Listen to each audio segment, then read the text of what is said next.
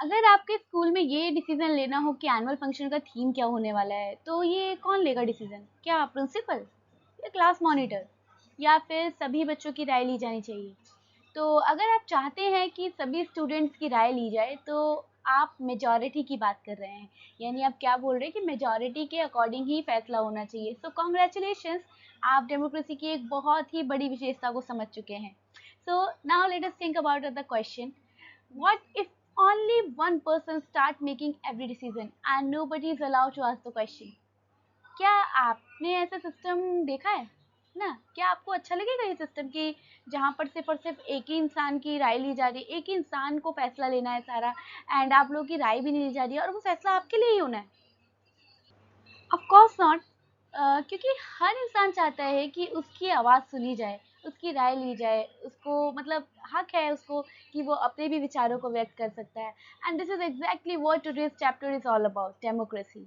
So hello student, this is Swati Sharma and I welcome you all to my YouTube channel Sciencification. आज हम start करने जा रहे हैं क्लास 9 का chapter number 6, that is democracy, और ये आपकी जो न्यू एनसीईआरटी आई है उसके ऊपर बेस्ड है। तो यहाँ पर मैंने एनसीईआरटी को लाइन बाय लाइन कवर किया है, तो होपफुली आप बहुत अच्छे से ये चैप्टर को समझ पाएंगे। एंड अगर कोई आपको डाउट आता है तो आप कमेंट सेक्शन में मुझसे वो डाउट पूछ सकते हैं, मैं उसका रिस्पॉन्स डेफिनेटली दूंगी। तो चलिए चैप्टर को स्टार्ट करते हैं। तो चलिए स्टार्ट करते हैं chapter number 6, that is democracy. और आप जानते हो एनसीईआरटी जो आपकी अभी आई है, सारी जितनी भी एनसीईआरटी के चैप्टर है वो सब कुछ बिग क्वेश्चंस के साथ स्टार्ट हुए हैं, और यही बिग क्वेश्चंस के आंसर देते देते हमारा चैप्टर खत्म हो जाएगा। ठीक है, तो चलिए सबसे पहले डिस्कस करते हैं question number 1। How has the idea of democracy evolve over the time and shape our understanding of it today? यानी किस तरीके से जो डेमोक्रेसी है, डेमोक्रेसी के जो विचार हैं वो समय के साथ इवॉल्व हुए और बदलते जा रहे हैं। ठीक है, उसे समझना है हम किस तरीके से आज डेमोक्रेसी को समझते हैं।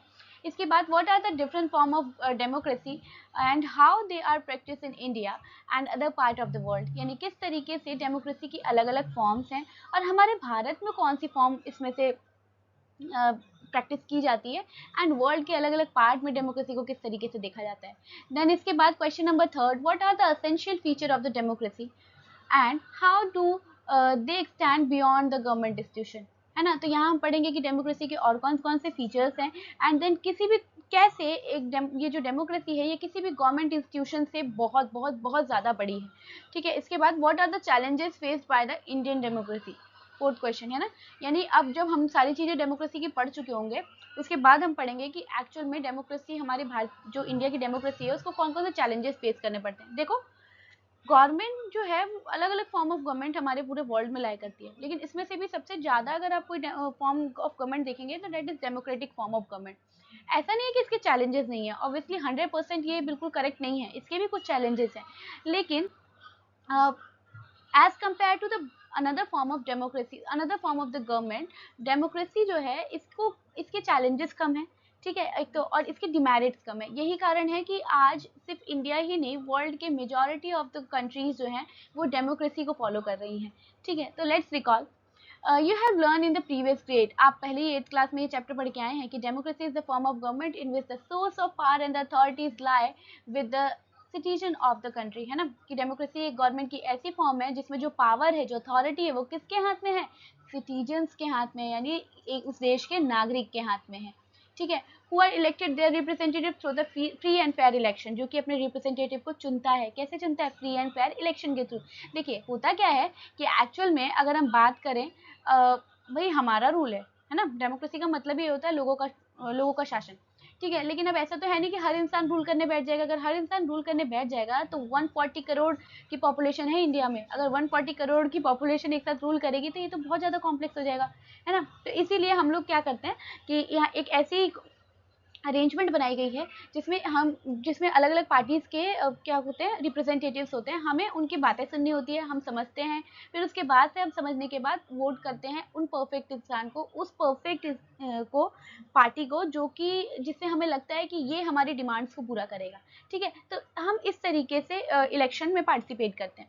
तो democracy is found on the principle of freedom. तो डेमोक्रेसी के प्रिंसिपल सिद्धांत क्या है कि फ्रीडम, इक्वालिटी, फ्रीडम मतलब आज़ादी, इक्वालिटी मतलब समानता, जस्टिस यानी न्याय, राइट्स यानी अधिकार, ड्यूटीज यानी हमारा कर्तव्य।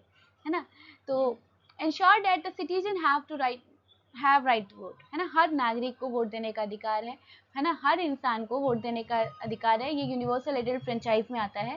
देन एक्सप्रेस देयर ओपिनियन, अपने विचारों को व्यक्त करने का अधिकार है। And participate in the decision making process, और अगर कहीं पर भी कोई भी रूल बन रहा है हमसे रिलेटेड, तो उसमें आपको डिसीजन लेने का पूरा अधिकार है। अगर कोई ऐसा गलत रूल बन गया है और आपको उससे प्रॉब्लम हो रही है, तो आप उसको बता सकते हैं, अपने विचारों को व्यक्त कर सकते हैं कि मुझे इससे प्रॉब्लम है, ताकि गवर्नमेंट उस पर डिस्कस करे। ठीक है, तो India is the world largest democracy, world की सबसे बड़ी डेमोक्रेसी इंडिया है। क्यों है भाई? क्योंकि पॉपुलेशन ज़्यादा है, 140 करोड़ पॉपुलेशन है। पॉपुलेशन तो देखिए 140 करोड़ हो चुकी है, तो 140 करोड़ पॉपुलेशन है, तो ऑब्वियसली वर्ल्ड की सबसे बड़ी डेमोक्रेसी है ये तो। ठीक है, जिसमें से 96.8 करोड़ लोगों ने वोट दिया था कब? 1924 में। India, that is Bharat, represent the largest participatory democracy. ठीक है, वर्ल्ड की सबसे ज़्यादा पार्टिसिपेटरी डेमोक्रेसी जो है वो हमारे यहाँ है। पार्टिसिपेटरी डेमोक्रेसी मतलब यहाँ के लोग जो हैं वो डेमोक्रेसी में पार्टिसिपेट करते हैं। कैसे पार्टिसिपेट करते हैं? वोट देके, है ना, जहाँ पर जो लोग हैं वो क्या करते हैं? अपने गवर्नमेंट को इलेक्ट करते हैं, अपने रिप्रेजेंटेटिव को इलेक्ट करते हैं। Our democracy serve a beacon of hope and the example for the rest of the world, है ना, हमारी जो डेमोक्रेसी है वो पूरे वर्ल्ड के लिए एक एग्जाम्पल बन के आई है। ठीक, तो इसके बाद देखिए, however like all the democracies India also face the certain challenges, और सही बात है कि जैसे बाकी डेमोक्रेसीज हैं, वैसे इंडिया में भी जो डेमोक्रेसी है उसको भी कुछ चैलेंजेस फेस करने पड़े हैं, जो कि हम आगे बढ़ेंगे। ठीक है, तो कॉन्स्टिट्यूशन, अब इसके बाद बात करते हैं कॉन्स्टिट्यूशन की, यानी भारतीय संविधान। ये सबसे इंपॉर्टेंट रोल प्ले करता है ना, सबसे इंपॉर्टेंट रोल प्ले करता है ये आपकी डेमोक्रेसी में। कैसे? In India democratic principle are guided by the constitution of India, क्योंकि भारत में जो जो हमारा क्या है, डेमोक्रेटिक प्रिंसिपल जो है वो किसके थ्रू गाइड किया जा रहा है? Constitution of India. मतलब जितने भी रूल्स हैं, जो भी चीज़ें हैं, वो हमारे संविधान में लिखा हुआ है और हम उसी को फॉलो करते हैं। ठीक है, जो कि अडॉप्ट कर लिया गया था 26 नवंबर 1949, यानी इस दिन ना ये बन के तैयार हुआ था। लेकिन इनको एनफोर्स किया गया था कब? इनको लागू पारित कब किया गया था हमारे कॉन्स्टिट्यूशन का? 26 जनवरी 1950। हुआ क्या था ना कि हमारे देश के first prime minister Pandit Jawaharlal Nehru ji जो हैं, इन्होंने एक वचन लिया था कि मतलब 26 जनवरी 1930 तक ये अपने देश को आज़ाद करा लेंगे, है ना, लेकिन हो नहीं पाया ऐसा। तो अब उन्हीं के बात की मान रखते हुए इन लोगों ने क्या किया कि जो हमारा भारतीय संविधान था, जो कि 26 नवंबर को बनके तैयार हो चुका था, उसको लॉन्च किया, उसको जो एनफोर्स किया गया, वो 26 जनवरी को एनफोर्स किया गया।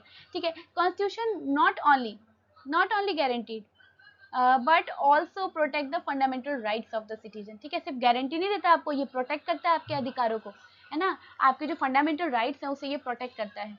ठीक, इसके बाद देखिए, it ensure that no citizen is discriminated, किसी भी नागरिक को डिस्क्रिमिनेट यानी भेदभाव नहीं किया जाएगा।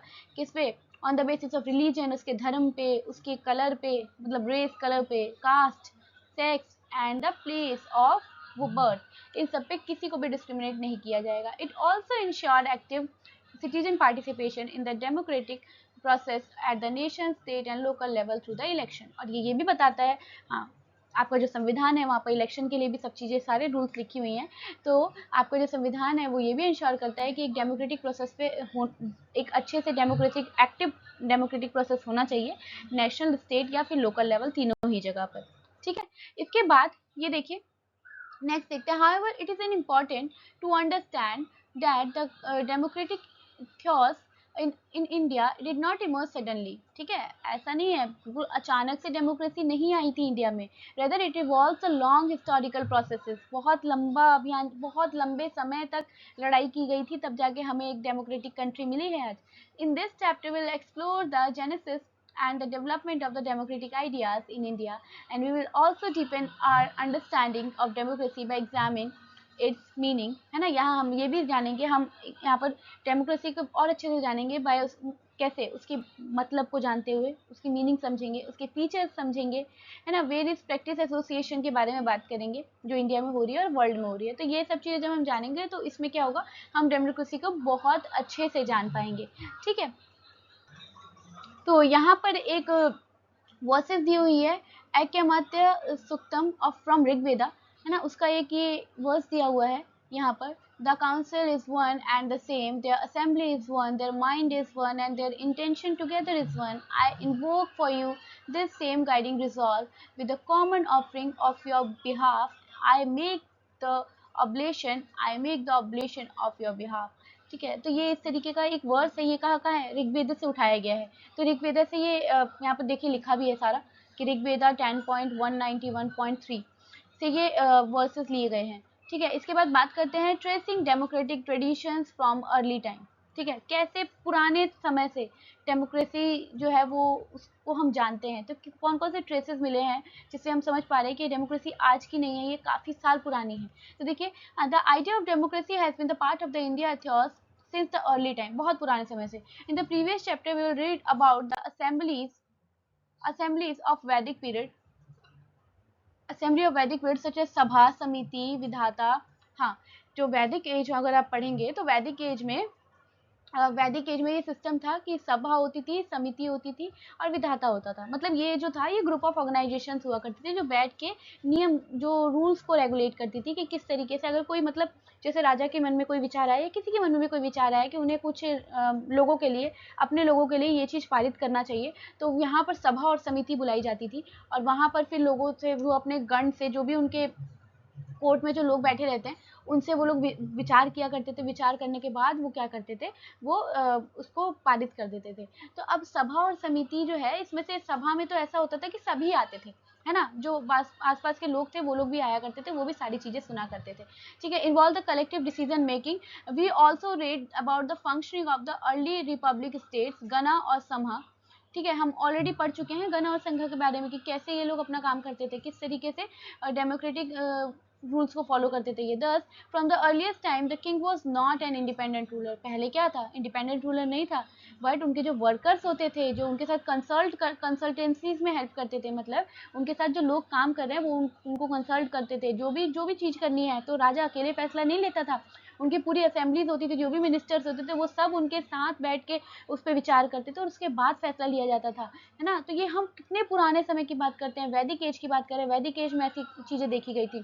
फिर एक वर्स जो कि ऐक्यमत्य सूक्त में लिया गया है, जो भी हमने ऊपर देखा था ऋग्वेद से, वो बता रहा है कि किस तरीके से कलेक्टिव थिंकिंग, मतलब जब सब एक साथ मिलके सोचते हैं, अपने डिसीजन को शेयर करते हैं, है ना, and the unity of purposes, तो हमें समझ में आता है कि मतलब देखो, अकेला इंसान इतना नहीं सोच सकता जितना वेराइटीज ऑफ पीपल सोचेंगे, क्योंकि वेराइटीज ऑफ पीपल को, सबका सोचने का तरीका अलग है, सबके सर्कमस्टेंसेस अलग हैं। तो वो जब सोचेंगे तो जो फैसला निकल के आएगा वो एक बहुत अच्छा फैसला होगा। ठीक है, तो value express in this verse help us understand that democratic principle such as consultation.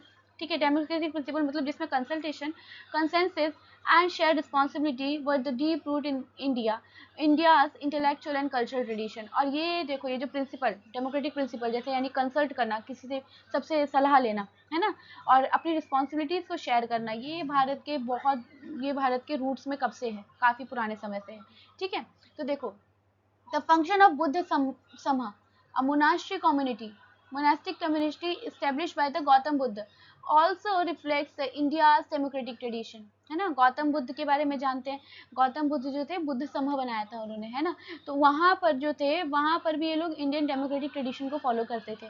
समूह एनकरेज डिबेट एंड डिस्कशन। संघ में क्या होता था, डिबेट होती थी किसी भी टॉपिक पे, और फिर डिस्कशन चलता था कि क्या मतलब करना चाहिए इससे related, and its member was choose there leader and make decision through the voting. और जो इसके जो मेंबर होते थे वो क्या करते थे, वोटिंग के थ्रू अपने मेंबर्स को चुना करते थे, demonstrating collective decision making over the long passes of time. और लंबे समय बीतने के बाद इन्वेजन बाय फॉरेन इन्वेजर, है ना। तो क्या हुआ, लंबा समय बीता, उसके बाद क्या हुआ, जो फॉरेनर्स थे वहाँ से अटैक स्टार्ट हो गया था।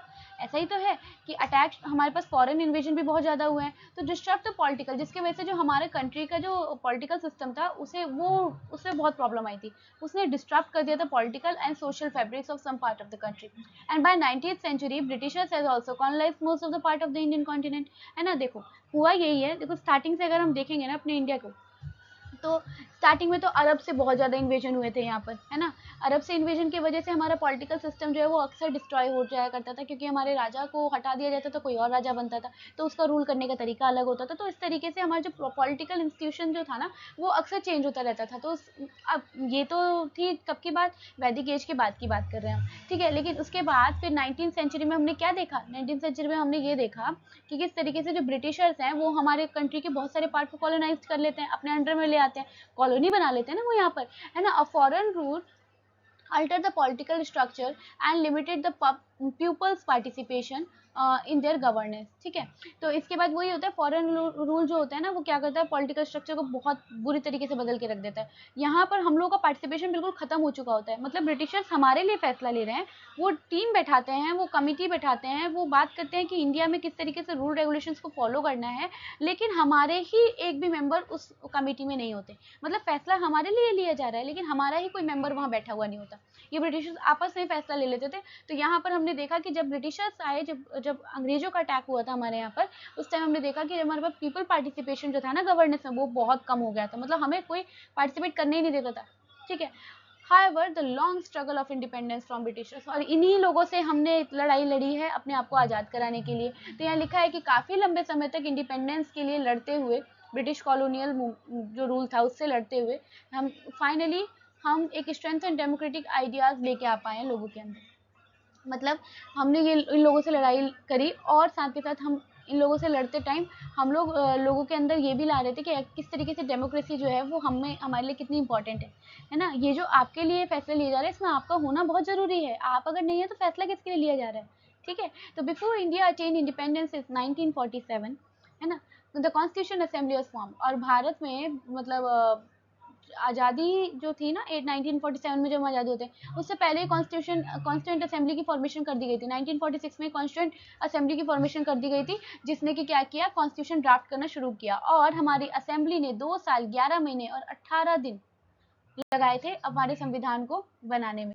तो हमारे संविधान को बनाने में देखिए लिखा है 2 years 11 months and 18 days लगे थे हमारे जो इंडियन कॉन्स्टिट्यूशन है उसको बनने में। और हमारा भारतीय संविधान वर्ल्ड का लॉन्गेस्ट रिटन कॉन्स्टिट्यूशन है। हमारे पूरे वर्ल्ड में इतना बड़ा कॉन्स्टिट्यूशन और किसी भी कंट्री में नहीं है। ठीक है, तो वर्ल्ड लॉन्गेस्ट रिटन कॉन्स्टिट्यूशन है हमारा। Apart from the indigenous democratic tradition, the global spread of the democratic value also influence the constituent assembly. बिल्कुल सही बात है। देखिए, यहाँ सिर्फ और सिर्फ इंडिया के बारे में ही, इंडिया से रिलेटेड नहीं लिखा गया था, बल्कि यहाँ पर हमने जो हमारे संविधान बना रहे थे, उन्होंने वर्ल्ड के कॉन्स्टिट्यूशन से भी आइडियाज़ लिए थे, है ना। वर्ल्ड के कॉन्स्टिट्यूशन में जहाँ पर जो आइडिया उन्हें ऐसा लगा कि बहुत अच्छा है, ये हमें रखना चाहिए, तो उन्होंने उस कॉन्स्टिट्यूशन से वो आइडिया उठाया। तो इस तरीके से फ्रांस के कॉन्स्टिट्यूशन से भी हमारे यहाँ आइडियाज़ आए हैं, डिफरेंट कंट्रीज़ के कॉन्स्टिट्यूशन से हमारे आइडियाज़ लिए गए हैं, है ना। और इसके बाद देखो, the global spread of the democratic value also influence the constituent assembly debate. Constituent assembly debate यानी CAD, क्या लिखा है, कॉन्स्टिट्यूंट असेंबली डिबेट। ठीक है, contributing the creation of the robust, flexible, transformative and responsive constitution, है ना। यानी हमारा जो डेमोक्रेटिक कॉन्स्टिट्यूशन है वो इस तरीके का है। यानी हम अपने डेमोक्रेटिक कॉन्स्टिट्यूशन जो हमारा बना हुआ है, हम उसमें हम अमेंडमेंट भी ला सकते हैं। मतलब समय के साथ जैसे जैसे जनरेशन बढ़ेगी, जनरेशन की डिमांड चेंज होंगी, उसके अकॉर्डिंग हम लोग कॉन्स्टिट्यूशन जो है, कॉन्स्टिट्यूशन में बदलाव ला सकते हैं, है ना। CAD reflects the member believe that the constitution should not be rigid legal code, है ना, बट द डायनामिक डॉक्यूमेंट। ये कोई रिगिड ठोस नहीं है, ऐसा नहीं है कि सब बदल नहीं सकते, इसमें लिखा हुआ कोई चीज़ ठोस नहीं है, बल्कि एक डायनामिक डॉक्यूमेंट है ना, capable of evolving through the lawful amendment, क्योंकि इसमें लॉ के अकॉर्डिंग अमेंडमेंट किए गए हैं without compromising its fundamental value. ठीक है, according while making provision for establish the democratic institution and possess that uphold liberty, equality, justice, fraternity. The Constitution also provides for amendment under the Article 368. This ensured that the Constitution remain flexible and responsive to the changing of the social political need. ठीक है, तो यहाँ पर हम बात कर रहे हैं किसकी, कि तो एक डेमोक्रेटिक इंस्टीट्यूशन को एस्टैब्लिश करने के लिए जो प्रोविजन थे, उसमें सब क्या क्या था, लिबर्टी, इक्वालिटी मतलब आज़ादी, जस्टिस न्याय, फ्रेटर्निटी भाईचारा, ये सारी चीज़ें हमारे कॉन्स्टिट्यूशन में होनी चाहिए। और इसमें अमेंडमेंट के लिए भी एक आर्टिकल दिया गया है, आर्टिकल नंबर 368, जिसमें ये बताता है, जो कि ये आर्टिकल हमें ये इंश्योर करता है कि किस तरीके से हमारा जो संविधान है वो फ्लेक्सिबल है, मतलब आप चाहें तो उसमें बदलाव ला सकते हैं, एंड रिस्पॉन्सिव है, मतलब चेंज आप ला सकते हैं। ठीक है, वो रिस्पॉन्स के अकॉर्डिंग जो भी सिचुएशन होगी उसके अकॉर्डिंग वो हमारा कॉन्स्टिट्यूशन में हम चेंज ला सकते हैं। ठीक है, तो प्रिंसिपल ऑफ डेमोक्रेसी, तो नेक्स्ट टॉपिक है हमारा क्या, प्रिंसिपल ऑफ डेमोक्रेसी। ठीक है, तो प्रिंसिपल ऑफ डेमोक्रेसी देखते हैं। तो जो हमारी डेमोक्रेसी है, इसमें कुछ नेगोशिएबल, नॉन नेगोशिएबल प्रिंसिपल्स हैं, तो चलिए उन असेंशियल प्रिंसिपल्स के बारे में पढ़ते हैं। ठीक है, जो हमारे संविधान में है। तो सबसे पहले पॉपुलर सोवेरेनिटी, पॉपुलर सोवेरेनिटी यानी पॉपुलर सोवेरेनिटी मतलब क्या होता है, सोवेरेनिटी मतलब होता है संप्रभुता, ठीक है, सर्वोच्च सत्ता, ठीक। तो in a democracy the ultimate source of power lie within the people, है ना। मतलब अगर एक डेमोक्रेसी में बात करें तो एक अल्टीमेट पावर की जो सोर्स है वो किसके पास होनी चाहिए, वो लोगों के पास होगी। Thus the idea of popular sovereignty means that the state drives its authority from the people, है ना। इसका मतलब क्या है कि जो स्टेट है वो लोगों से ही अपनी अथॉरिटी ले रहा है। मतलब एक इंसान के हाथ में, जो उस देश का नागरिक है उसी के हाथ में सब कुछ है, वही जो चाहेगा उसके अकॉर्डिंग चीजें होंगी। अब government elect through free and fair election formulates, है ना, जिसमें गवर्नमेंट को इलेक्ट जो किया जाएगा वो किसके थ्रू किया जाएगा, फ्री एंड फेयर इलेक्शन के थ्रू किया जाएगा, जिसमें every citizens Every citizen 18 years of age and above has the right to vote through the secret ballot, है ना। तो हर एक नागरिक, इस भारत का हर एक नागरिक जो 18 इयर्स प्लस है उसको वोट देने का अधिकार है एक सीक्रेट बॉलेट के थ्रू, ठीक है। This right is known as universal adult franchise, है ना। इसी राइट को, इस राइट को क्या बोलते हैं, यूनिवर्सल एडल्ट फ्रेंचाइज बोलते हैं। Citizen exercise their right to vote to elect the government and representative. We will read more about the election in the next chapter. आप इलेक्शन वाला चैप्टर आएगा इसके बाद, उसमें आप पढ़ेंगे। और तो नेक्स्ट देखते हैं, think about it, why is it important that the ultimate source of power rests with the people in a democracy, ठीक है। पहले तो हमें बताना है कि ऐसा इंपॉर्टेंट क्यों है कि इस एक डेमोक्रेसी में जो पावर है वो किसके हाथ में है, वो लोगों के हाथ में है। Second, how does the people's participation through voting strengthen the popular sovereignty. किस तरीके से जो इस भारत के लोग हैं वो जो वोटिंग में पार्टिसिपेशन करते हैं वो किस तरीके से एक पॉपुलर सोवेरेनिटी को और स्ट्रेंथन करता है और मजबूत करता है, ठीक है। तो देखिए सबसे पहला इसमें क्या लिखा है, रूल्स ऑफ लॉ ना, rule of law. The rule of law is a fundamental principle of any democratic in a society. It ensures equality before law and equal protection of the law, ठीक है। Rule of law आपको ये बताता है कि सभी जितने भी नागरिक हैं इस देश के, कानून के आगे सभी इक्वल हैं। चाहे इस देश का कोई एक आम नागरिक हो, चाहे इस देश का कोई भी पॉलिटिकल इंस्टीट्यूशन का कोई मेंबर हो, या इस देश का कोई भी बड़ा इंसान हो, है ना, वो सब के सब जो है वो लॉ के आगे इक्वल है, ठीक है। एंड इक्वल प्रोटेक्शन मिलेगी उनको लॉ के थ्रू, ठीक। And establish that no one can is above the law, और कानून के आगे, कानून से ऊपर कुछ भी नहीं है, ठीक है। When the law are violated, जब भी नियम को तोड़ा जाएगा, when the law are violated disputed are resolve in a court, जब भी लॉ को, नियम को तोड़ा जाएगा तो कोर्ट में उसको रिजॉल्व किया जाएगा, है ना, through the procedure establish by law, उसी प्रोसीजर्स को फॉलो करते हुए जो प्रोसीजर जो है वो लॉ के थ्रू स्टैब्लिश किए गए हैं, नॉट बाय फोर्स और personal influence. This prevent the misuse of the power to protect the people's right, और ये हमें बचाता है कि कहीं आपके जो पावर्स हैं उसको मिसयूज ना किया जाए, ठीक है। No citizen can be punished without due process and everyone is provided a fair opportunity to defend their right against the arbitrary action, ठीक है। तो किसी भी नागरिक को बिना किसी प्रूफ के, बिना किसी एविडेंस के पनिशमेंट नहीं दी जाएगी, और अगर किसी को मतलब किसी के ऊपर केस भी किया जाता है तो उस कंडीशन में उसका राइट है, उसका अधिकार है कि वो क्या कर सके, वो अपने लिए, अपने आप को डिफेंड करने के लिए लॉयर या फिर हायर कर सके, ठीक है। तो यहाँ पर यही लिखा है कि हर एक इंसान को ये फेयर अपॉर्चुनिटी मिली हुई है कि वो अपने आप को डिफेंड कर सकता है, वो अपने आप को डिफेंड करने के लिए जो भी प्रूफ्स वैलिड हो वो ला सकता है। In this way the rule of law promotes justice. अगर हम इस तरीके से पढ़ें तो रूल ऑफ लॉ किसको प्रमोट कर रहा है, जस्टिस को, यानी न्याय को, अकाउंटेबिलिटी मतलब जवाबदेही को, and trust in the democratic system. और आप क्या करते हैं, आप डेमोक्रेटिक सिस्टम पे से ट्रस्ट कर सकते हैं। तो इन शॉर्ट देखा जाए तो रूल ऑफ लॉ का मतलब है कि कानून के आगे सभी इक्वल हैं, चाहे इस देश का बहुत बड़ा आदमी हो, चाहे एक बहुत ही गरीब इंसान हो, कानून के आगे सभी इक्वल हैं। सबको वही रूल्स और रेगुलेशंस फॉलो करने पड़ेंगे जो हमारे कॉन्स्टिट्यूशन में लिखा हुआ है। एंड इसके बाद अगर किसी को दोषी बताया जाता है तो उसका पूरा अधिकार है कि वो अपने आप को निर्दोष प्रूफ कर सके। उसके लिए उसको जो भी पॉसिबल प्रूफ्स होते हैं वो सारे उसको लाने का पूरा अधिकार है ना, अपने आप को डिफेंड करने का अधिकार है, ठीक है। देन बात करते हैं फंडामेंटल राइट, यानी हमारी मौलिक अधिकार, एक ऐसा अधिकार जिसे हमसे कोई छीन नहीं सकता, ठीक है।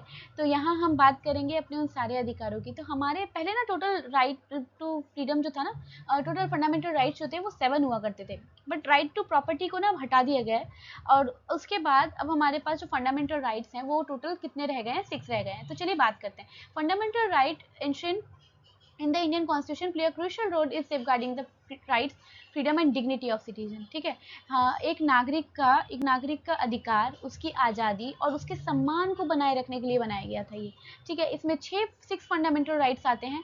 ठीक है। सबसे पहला है right to equality. Right to equality जो है वो आर्टिकल नंबर 14 टू 18 कवर करता है टोटल पूरा। 14 आर्टिकल नंबर 14, 15, 16, 17, 18 ये सारे जो है वो इक्वालिटी के ऊपर बेस्ड है। फिर right to freedom. Right to freedom जो है वो आर्टिकल नंबर 19 टू 22 है, 19, 20, 21 एंड 22। फिर देन आता है right against exploitation. Right against exploitation है, that is article number 23 and 24, है ना, जहाँ पर वुमेन एंड चाइल्ड की बात की गई है। ठीक है। और right to freedom of religion, that is article number 25 to 28. Then cultural and educational right, article number 29 to 30, and right of constitutional remedy, that is article number 32। ठीक है। तो ये सारे जो है ये हमारे फंडामेंटल राइट्स हैं, यानी मौलिक हमारे अधिकार हैं। ठीक है। Any violation of these can be lead to appropriate legal action. इनमें से किसी भी अधिकार को अगर आपको कोई वॉलेट करता है तो उसके खिलाफ लीगल एक्शन लिया जाएगा। The citizens can seek constitutional remedies under the article number 32 and 226 for the protection and reinforcement of their fundamental right। इसके अलावा जो आर्टिकल नंबर 32 है एंड आर्टिकल नंबर 226 है, ये आपको इंश्योर करता है कि आपका जो फंडामेंटल राइट यानी आपके जो मौलिक अधिकार हैं वो हमेशा प्रोटेक्टेड रहेंगे। ठीक है। these rights are enforceable in court of law and are indivisible and alienable, subject to reasonable restriction in accordance with the procedure established by the law।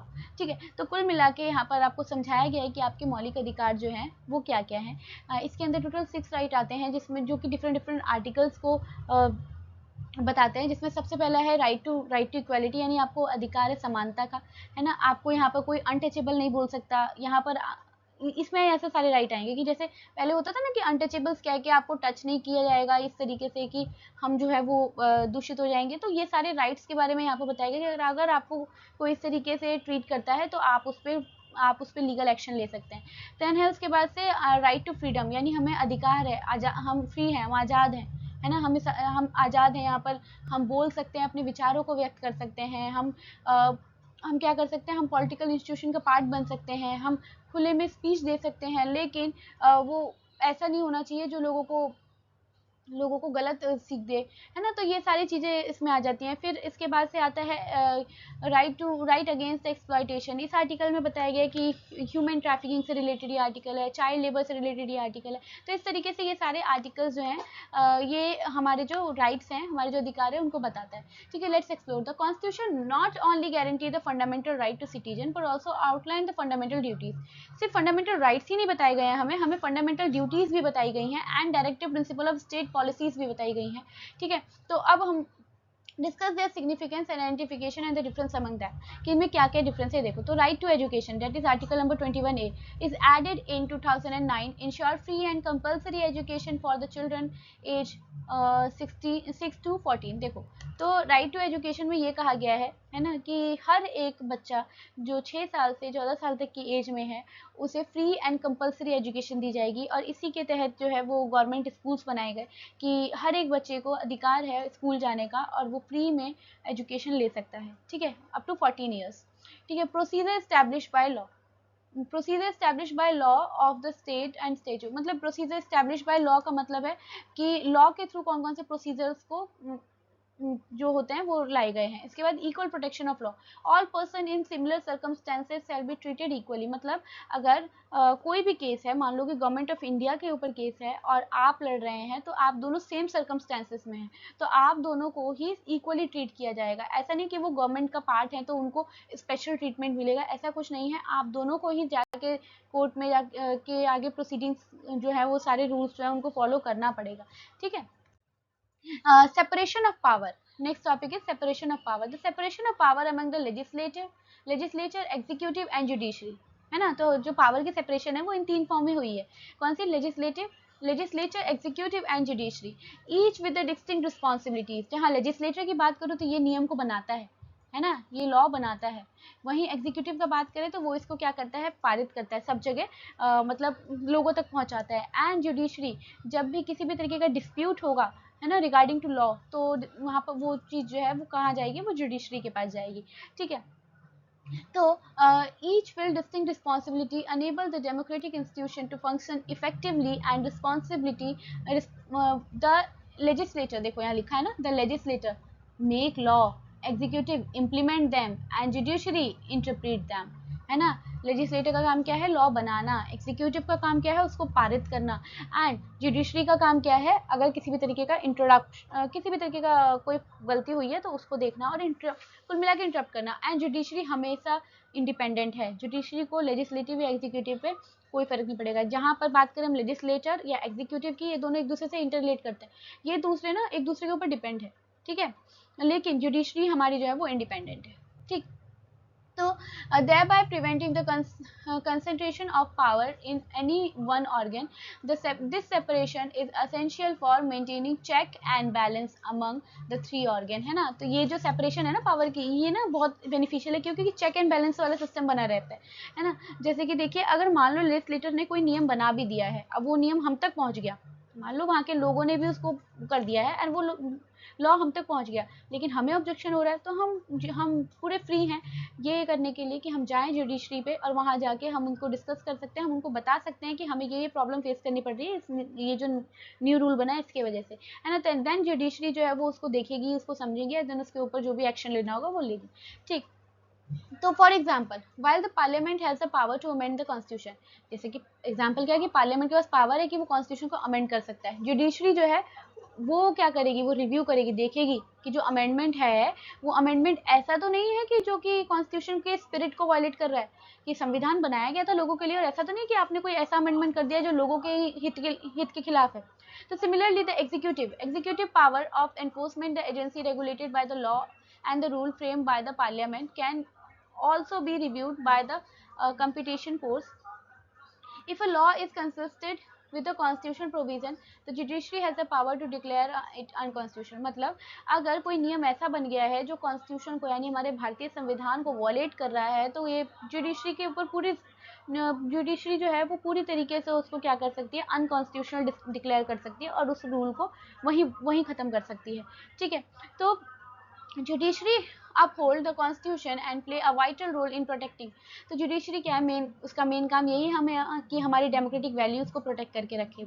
ठीक है, हमारी जो डेमोक्रेटिक वैल्यूज़ हैं, हमारे राइट हैं, जो हमारे अधिकार हैं सोसाइटी के, वो सबको प्रोटेक्ट करके रखे। It ensure that law enacted by the parliament of India and the state legislative is according with the institution and safeguard the citizens right and uphold the spirit of the constitution. ठीक है, तो ये जो है ये judiciary की responsibility है कि जो नियम बनाए जा रहे हैं किसके थ्रू, लेजिस्लेचर के थ्रू और लेजिस्लेटिव असेंबलीज या काउंसिल्स के थ्रू जो नियम बनाए जा रहे हैं वो एक तो संवैधानिक तौर पे बिल्कुल करेक्ट हो, साथ ही वो लोगों के लिए इस तरीके से हो कि जो भी लोग हैं उनके हित में हो, ऐसा ना हो कि उसको उससे कोई चोट पहुंच रही हो। देन इसके बाद इंपॉर्टेंट इनिशिएटिव एक लिया गया इसमें, जिसमें बोलते हैं पब्लिक इंटरेस्ट लिटिगेशन, है ना, PIL, ये बहुत इंपॉर्टेंट है। Public interest litigation have also been taken by the judiciary from time to time to ensure the access to justice for all, है ना। तो पब्लिक इंटरेस्ट लिटिगेशन जुडिशरी के through समय समय पे किया जाता रहता है, ताकि यहाँ जुडिशरी इंश्योर कर सके कि जस्टिस जो है वो सबके लिए मिल रहा है या नहीं। ठीक है, नेक्स्ट आते हैं accountability and transparency. Next topic is accountability यानी जवाबदेही, और ट्रांसपेरेंसी मतलब तो आपको पता ही होगा, है ना। तो अकाउंटेबिलिटी का मतलब होता है जवाबदेही, यानी जो गवर्नमेंट है वो उसको जवाब देना होगा, है ना। और ट्रांसपेरेंसी मतलब फ्री, बिल्कुल स्पष्ट तौर पे उनको जवाब देना होगा, हर तरीके से ट्रांसपेरेंसी रहनी चाहिए। ठीक है, तो देखो democratic government are accountable to citizen. जो भारतीय जो डेमोक्रेटिक गवर्नमेंट है, लोकतांत्रिक जो गवर्नमेंट है, उसको वो अकाउंटेबल होना चाहिए सिटीजन्स के लिए, मतलब नागरिकों को उसको जवाब देना पड़ेगा थ्रू इलेक्शन, पब्लिक डिबेट्स, अब वो चाहे किसी वजह से दे, है ना। Through election, public debates and engagement with the social society, citizens can evaluate the action of the government government. This continuous public involvement strengthen the democracy and build the trust between the government and the people. है ना, ये जो public involvement होती है ना, इससे democracy और मजबूत होती है। ठीक है, कि मतलब जो भी नियम बने तो आपकी पूरी रिस्पॉन्सिबिलिटी है और आपका पूरा अधिकार है कि आप गवर्नमेंट से उसका जवाब मांग सके कि आपने क्या सोच के ये नियम बनाया है, ये क्या जो भी चीज़ें हैं आप उसको वो जो है उसका जवाब मान सकते हैं। और इसके लिए गवर्नमेंट ने वो भी चलाया था, राइट टू इन्फॉर्मेशन, है ना। राइट टू इन्फॉर्मेशन के तहत आप गवर्नमेंट को ये लिख के भेज सकते हैं कि फॉर एन एग्जांपल अगर आपका बजट ही पास हुआ है एंड आपको उसमें कुछ फॉल्ट लग रहा है, तो आप उसके लिए भी आप आरटीआई के तहत एक मैसेज डाल सकते हैं गवर्नमेंट को कि मुझे ये कॉन्सेप्ट नहीं समझ में आया, या फिर ये कहाँ कहाँ यूज़ हुआ है, ये है ना, ये पैसा जो इतना बड़ा है अमाउंट जो है वो कहाँ कहाँ यूज़ हुआ है, तो वहाँ से आपको डेफिनेटली रिस्पॉन्स मिलेगा। हाँ, बस रिस्पॉन्स उस चीज़ से रिलेटेड नहीं मिलेगा। जैसे आप कोई ऐसा क्वेश्चन पूछते हैं कि जो डिफेंस से रिलेटेड है, या कोई ऐसा क्वेश्चन पूछते हैं जो कि आपके देश के क्या बोलते हैं प्रोटेक्शन से रिलेटेड है, तो उसका आंसर आपको नहीं मिलेगा। ठीक है, क्योंकि वो चीज़ें जो हैं वो सीक्रेट ही रखी जाती हैं, है ना। लेकिन उसके अलावा आप पूरे फ्री हैं, आप कोई भी क्वेश्चन का आंसर उनसे ले सकते हैं। ठीक है, तो सेवरल बहुत सारी इंस्टीट्यूशन हैं, पॉलिसीज फ्रेमवर्क है जो इंश्योर करती हैं अकाउंटेबिलिटी और ट्रांसपेरेंसी किसी भी इंडियन डेमोक्रेटिक सिस्टम की। फॉर एन एग्जाम्पल आरटीआई यानी right to information act 2005 allow citizen to seek information from government agencies. ठीक है, कि यहाँ पर हम लोग जो है वो गवर्नमेंट एजेंसी से इन्फॉर्मेशन ले सकते हैं किसी भी तरीके की। ठीक है, तो आप आगे के चैप्टर्स में इसके बारे में पढ़ेंगे। देन आते हैं multi party system. Multi party system जो कि हमारे यहाँ है, हमारे इंडिया में। तो मल्टी पार्टी सिस्टम क्या कहता है? मल्टी पार्टी सिस्टम इलेक्शन में होता है and this give the people power to choose those they consider most suitable. मतलब इसमें क्या होता है ना, अलग अलग पार्टीज होती है, उसके रिप्रेजेंटेटिव खड़े होते हैं। अब हमारे पास ना ऑप्शन हो जाते हैं, अब हम उसमें से जो मोस्ट सुटेबल इंसान होगा, हम मोस्ट सुटेबल जो पार्टी होगी हम उसको वोट दे देंगे, है ना, ताकि वो हमारा रिप्रेजेंटेटिव बन जाए। Each political party is guided by the certain ideas. Her political party के कुछ विचार होंगे, कुछ आइडियाज होंगे, कुछ प्रिंसिपल होते हैं उनके।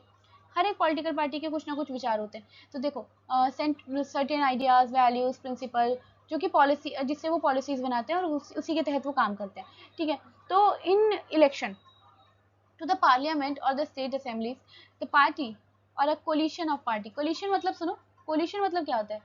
गठबंधन, है ना। मतलब जब बहुत सारी छोटी छोटी पार्टीज या एक दो दो चार पार्टीज या उससे भी ज़्यादा हो सकती हैं पार्टीज जो है वो एक साथ आके एक बड़ी पार्टी को फॉर्म कर लें, तो उसको कोलिशन गवर्नमेंट बोला जाता है। होता क्या है ना कि अगर आप इलेक्शन लड़ रहे हैं, आप एक छोटी पार्टी हैं, तो आप ऑब्वियसली किसी मेजर बड़ी पार्टी से नहीं जीत पाएंगे।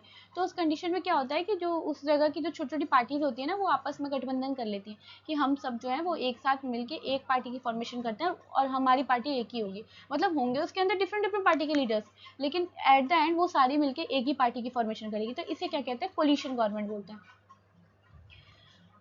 ठीक है, that ensure more than 50% of the seat form the government while those of the fewer seat constitute the opposition। जो कि ये बताता है कि लगभग 50% से ज़्यादा सीट जो है वो जो गवर्नमेंट बनी है उनकी होगी, और थोड़ी बहुत सीट जो होती है उसके अलावा वो किसकी होती है? वो अपोजिशन की होती है। ठीक है, तो political party represent a wide range of social, cultural, political, ideological and regional interest. ठीक है, पॉलिटिकल पार्टीज जो हैं उसमें बहुत सारे रेंजेस में social, culture, political, ideologies, regional interest reflecting the diversity of the Indian society, है ना। ये सारी चीज़ें होती हैं जो कि हमारे भारतीय सोसाइटी की, हमारे इंडियन सोसाइटी की जो है वो डाइवर्सिटी को बताती है। They function within the framework of rule and regulation laid down by the representation of people acts 1951। ठीक है, और इनका जो फंक्शन होता है वो किस रूल के अकॉर्डिंग, रूल के अंडर में आ रहा है? वो आ रहा है रिप्रेजेंटेटिव ऑफ पीपल्स एक्ट 1951 के अंडर में आ रहा है। ठीक है, इसके बाद अब हम बात करते हैं, देखो citizen legislature procedure, process, institution and democratic values. देखो पहले लेजिस्लेटिव प्रोसीजर। लेजिस्लेटिव प्रोसीजर में क्या होता है? Legislator, parliament, state legislator and local bodies, institution इसमें यही आ जाती है। Democratic value, representation and deliberation dissent. ठीक है, इसके बाद आता है इलेक्टोरल प्रोसेस। इलेक्टोरल प्रोसेस में क्या आता है? इलेक्शन कमीशन आता है इंडिया का, है ना। इसमें पार्टिसिपेशन एंड इक्वालिटी की बात की जाती है।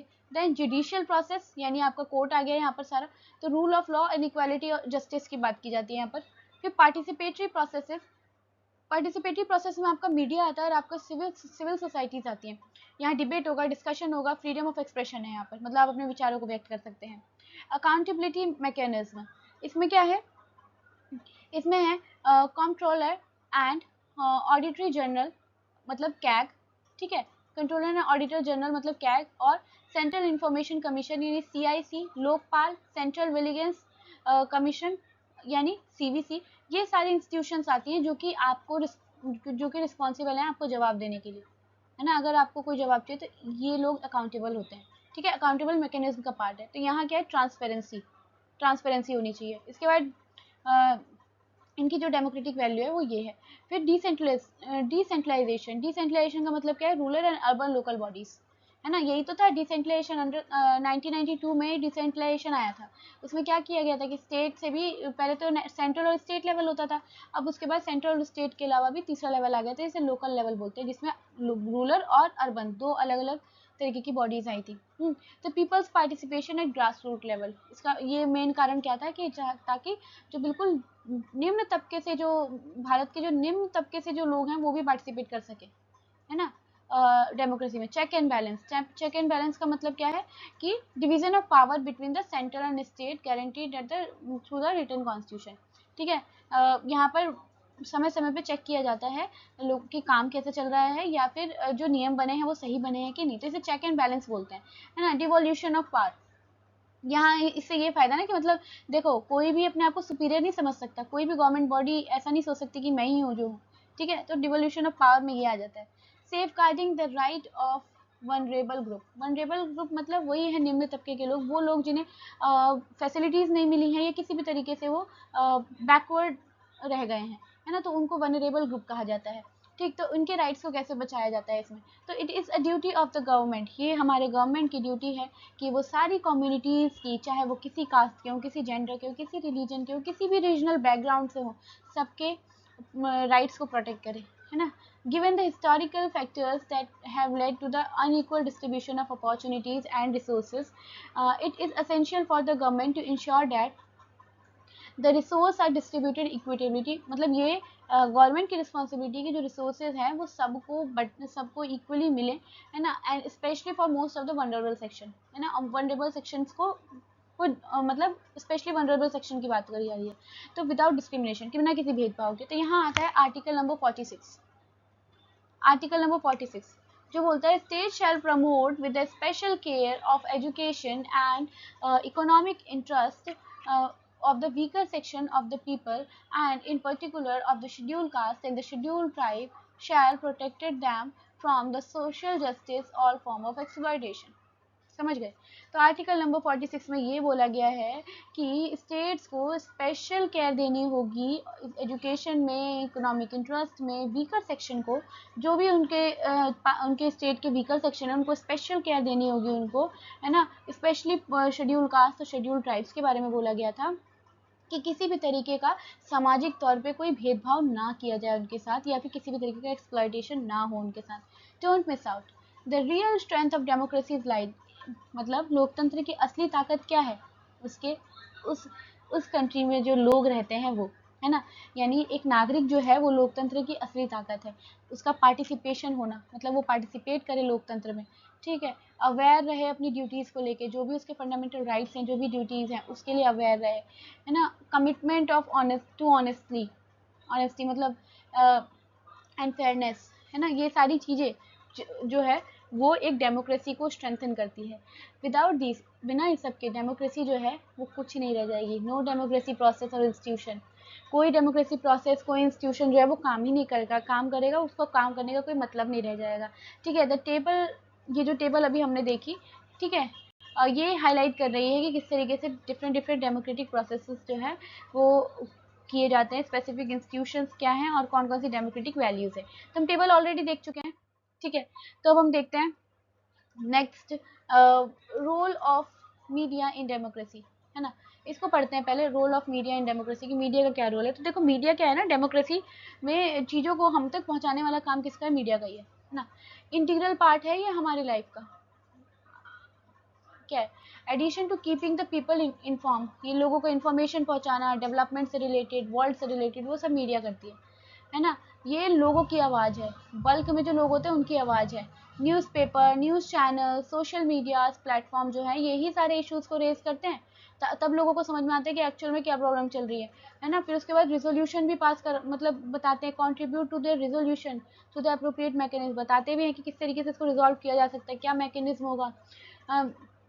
Critical role in safeguarding the people voice, लोगों की आवाज़ को बचाने के लिए एक बहुत इंपॉर्टेंट रोल प्ले करते हैं ये, ठीक है। Upholding the democratic principles, media is often refer to the fourth pillar of the democracy, और डेमोक्रेसी की फोर्थ पिलर बोला जाता है किसको, आपकी मीडिया को, ठीक है। डेमोक्रेसी की फोर्थ पिलर किसे बोला जाता है, मीडिया को बोला जाता है। तो टाइप ऑफ डेमोक्रेसी देखो, डेमोक्रेसी के टाइप्स यहाँ पर बताए हुए हैं। पहला क्या है, डायरेक्ट डेमोक्रेसी, है ना, citizen directly participate in most decision making process, है ना, ज़्यादातर डिसीजन मेकिंग प्रोसेस में नागरिक खुद ही वहाँ जाके पार्टिसिपेट कर रहे हैं। Some features of representative democracy exist, कुछ थोड़ा बहुत रिप्रेजेंटेटिव डेमोक्रेसी यहाँ रहती है, नहीं तो यहाँ नागरिक खुद जा रहे हैं, और इसको फॉलो करना ना बहुत मुश्किल है। जैसे इंडिया जैसी कंट्री है, स्विट्जरलैंड लिखा है, इंडिया जैसी कंट्री है ना, तो ऐसी कंट्रीज मतलब इंडिया जैसी कंट्रीज में इसको फॉलो नहीं किया जा सकता, क्योंकि बड़ी कंट्री में जहाँ पॉपुलेशन ज़्यादा है वहाँ डायरेक्ट डेमोक्रेसी काम नहीं आएगी, ठीक है। और यहाँ एग्जाम्पल दे रखा है डायरेक्ट डेमोक्रेसी का, स्विट्जरलैंड, ठीक है। फिर आते हैं रिप्रेजेंटेटिव डेमोक्रेसी जो हमारे इंडिया में है, ठीक है, इसे इनडायरेक्ट डेमोक्रेसी बोला जाता है, जहाँ पर हम लोग इलेक्ट करते हैं अपने रिप्रेजेंटेटिव को। People do not directly govern, ठीक है, हम डायरेक्टली रूल नहीं बना रहे हैं, डायरेक्टली नहीं जाके रूल कर रहे हैं, बल्कि हमारे बिहाफ पे कोई और रूल कर रहा है ना। पीरियोडिक इलेक्शन होंगे, इसमें समय समय पे इलेक्शन होगा, गवर्नमेंट अकाउंटेबल होगी, यहाँ पर लोगों को जवाब देना पड़ेगा गवर्नमेंट को। तो इसमें आ गया क्या, इंडिया, इंडिया इसका एग्जाम्पल है। अब ये जो रिप्रेजेंटेटिव गवर्नमेंट है ये भी दो तरीके की है, पहला है पार्लियामेंट्री, दूसरा है प्रेसिडेंशियल, है ना, एक है पार्लियामेंट्री, दूसरा है प्रेसिडेंशियल। चलो बात करते हैं parliamentary. Member of executive are also the part of the legislative, है ना। पार्लियामेंट्री में क्या होगा, जो एग्जीक्यूटिव जो है, एग्जीक्यूटिव जो है वो पार्लियामेंट का भी पार्ट होंगे, ठीक है, वो लेजिस्लेटर का भी पार्ट होंगे। एग्जीक्यूटिव जो है वो अकाउंटेबल होंगे लेजिस्लेटर के लिए, मतलब यहाँ पर आप देखोगे लेजिस्लेटर और एग्जीक्यूटिव दोनों एक दूसरे को से रिलेट कर रहे होंगे, ठीक है। पीपल मतलब दोनों एक दूसरे के साथ ही काम करेंगे।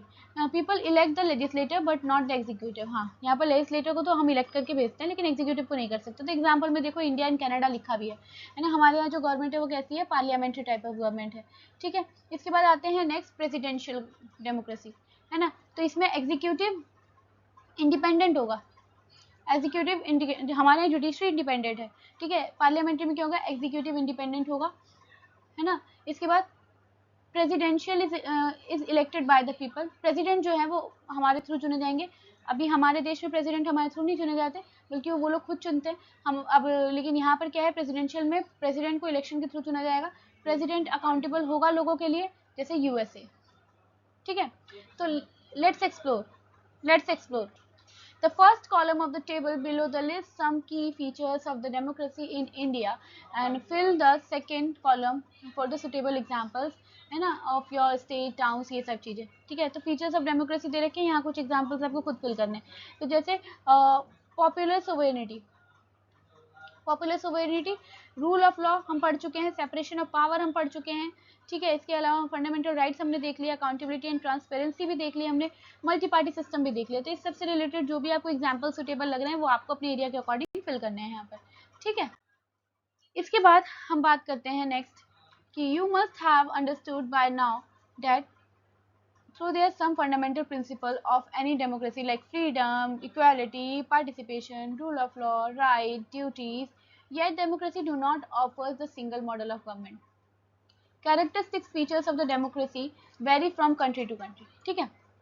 तो यहाँ पर हम समझेंगे कि जो फंडामेंटल प्रिंसिपल होता है किसी भी डेमोक्रेसी का, लाइक फ्रीडम हो गई, इक्वालिटी हो गई, पार्टिसिपेशन हो गई, रूल ऑफ लॉ हो गया, राइट्स हो गए, ड्यूटीज हो गए, है ना, ये सब क्या है, ये democracy does not offer the single model, मतलब एक तरीके की गवर्नमेंट नहीं आएगी यहाँ पर, यहाँ ये सारी चीज़ें होने वाली हैं। मतलब characteristics and the features of democracy very, मतलब ऐसा नहीं कि डेमोक्रेसी एक ही तरीके की है, ये डिपेंड करेगा country to country.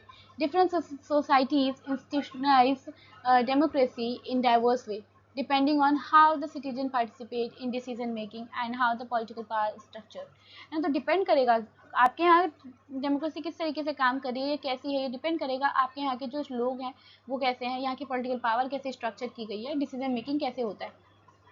As you have learned in the previous grade that there is a different form of democracy, हम लोग पढ़ चुके हैं, अभी भी हमने थोड़ी देर पहले पढ़ा कि डेमोक्रेसीज की भी अलग अलग फॉर्म होती हैं, ठीक है। तो some involve direct citizen participation while other function the elected representative, जो कि हमारे यहाँ होता है, अभी हमने पीछे पढ़ा। तो imagine your school is celebrating the youth of democracy festival, है ना, कि हमारा जो स्कूल है वो सेलिब्रेट कर रहा है क्या, डेमोक्रेसी फेस्टिवल। स्टूडेंट काउंसिल बनाई जाती हैं, अलग अलग countries are visited to your school, आपके स्कूल में अलग अलग कंट्रीज के वो विजिट कर रहे हैं। Each follow its own model of functioning similar to how countries around the world practice democracy, है ना। तो इसमें हम बात करेंगे किस तरीके से कि अलग अलग देश में जो भी जिस तरीके से डेमोक्रेसीज को प्रैक्टिस किया जा रहा है वो सब यहाँ पर ये लोग बताएंगे। तो let us see and what we can learn from them, क्या सीख सकते हैं हम। तो देखो यहाँ कुछ एग्जांपल्स दिए हुए हैं पावर शेयरिंग को लेके कि किस तरीके से पावर शेयर की गई है, तो उसको देखना है किस तरीके से लोग डिसीजन लेते हैं, कैसे ये चेक और बैलेंस को मेंटेन करते हैं। तो टीम ए में क्या कहा गया है कि जितने भी स्टूडेंट्स हैं वो एक प्लेस पे गैदर होंगे एंड इलेक्ट देयर प्रेसिडेंट, वो अपने इलेक्शन को अपने प्रेसिडेंट को इलेक्ट करेंगे साल में एक बार, है ना। However the president has very limited power, उस प्रेसिडेंट पे पावर बहुत कम होगी। Major decision such as the canteen menu gather at the designation place and the voter vote using ballot paper, मतलब ये सारी चीज़ें होने वाली हैं, है ना। लिमिटेड पावर होंगी और डिसीजन लेगा वो कैसे, जैसे कैंटीन का मेन्यू हो और ये सारी चीज़ें। यहाँ जो लोग क्या कर रहे हैं वो लोग इकट्ठे होंगे बुलेट पेपर पे साइन वोट देंगे, ठीक है। टीम बी की बात की जाए तो school hold election every year, है ना, कि स्कूल जो है वो इलेक्शन हर साल कर रहा है। एवरी क्लास इलेक्ट, हर क्लास अपना एक रिप्रेजेंटेटिव इलेक्ट करेगा वो जो कि इलेक्शन में पार्टिसिपेट करने वाला है स्कूल काउंसिल प्रेसिडेंट के इलेक्शन में। तो president and the representative together make some decision, और जो प्रेसिडेंट है और जो रिप्रेजेंटेटिव है वो सब मिलके एक साथ क्या करेंगे, डिसीजन लेंगे। फिर टीम सी की बात करते हैं। तो school directly vote for the school president as well as the member of the council. ये टीम 3C क्या कर रही है कि स्कूल यहाँ पर डायरेक्टली स्टूडेंट जो है वो डायरेक्टली वोट कर रहे हैं स्कूल प्रेसिडेंट्स के लिए, मेंबर्स के लिए, है ना। President act as a both head of the student council and as the chief decision maker. तो यहाँ जो प्रेसिडेंट है वो as a head of the student council का भी, स्टूडेंट काउंसिल के हेड की तरह भी वर्क कर रहा है, साथ के साथ डिसीजन मेकिंग में भी हेल्प कर रहा है, ठीक है। वहीं टीम डी की बात करें तो election are held but only the selected candidate are allowed, है ना। इसमें क्या है, इलेक्शन होंगे पर कुछ सेलेक्टेड कैंडिडेट ही हैं जो अलाउ हैं, ठीक है। The school president hold most of the power, school का जो प्रेसिडेंट है सारी पावर उसी के पास है लगभग। एंड स्टूडेंट काउंसिल एग्जिस्ट करेगी बट उसके पास लिमिटेड अथॉरिटी होगी, ठीक है। And opposite voices is weak, और जो अपोजिट में अगर कोई आवाज़ उठती भी है तो वो बहुत वीक होगी, उसको डिस्करेज किया जाएगा। तो इस तरीके से 4 अलग अलग टीम्स बनाई गई हैं जो कि अलग अलग फॉर्म ऑफ डेमोक्रेसी को डिफाइन कर रही हैं, ठीक है। इसके बाद आते हैं let's explore. Select your ideal team from figure number 6.5। इससे आप अपनी आइडियल टीम को करिए और उसके बारे में रीज़न दीजिए कि आपने इसको क्यों सेलेक्ट किया है, ठीक है। इसके बाद देखिए having understood the different type of democratic system.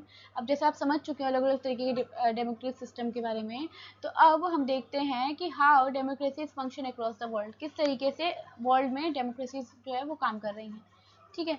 तो चलो सबसे पहले इंडिया। टाइप ऑफ डेमोक्रेसी कैसी है, रिप्रेजेंटेटिव टाइप है और पार्लियामेंट्री डेमोक्रेसी है।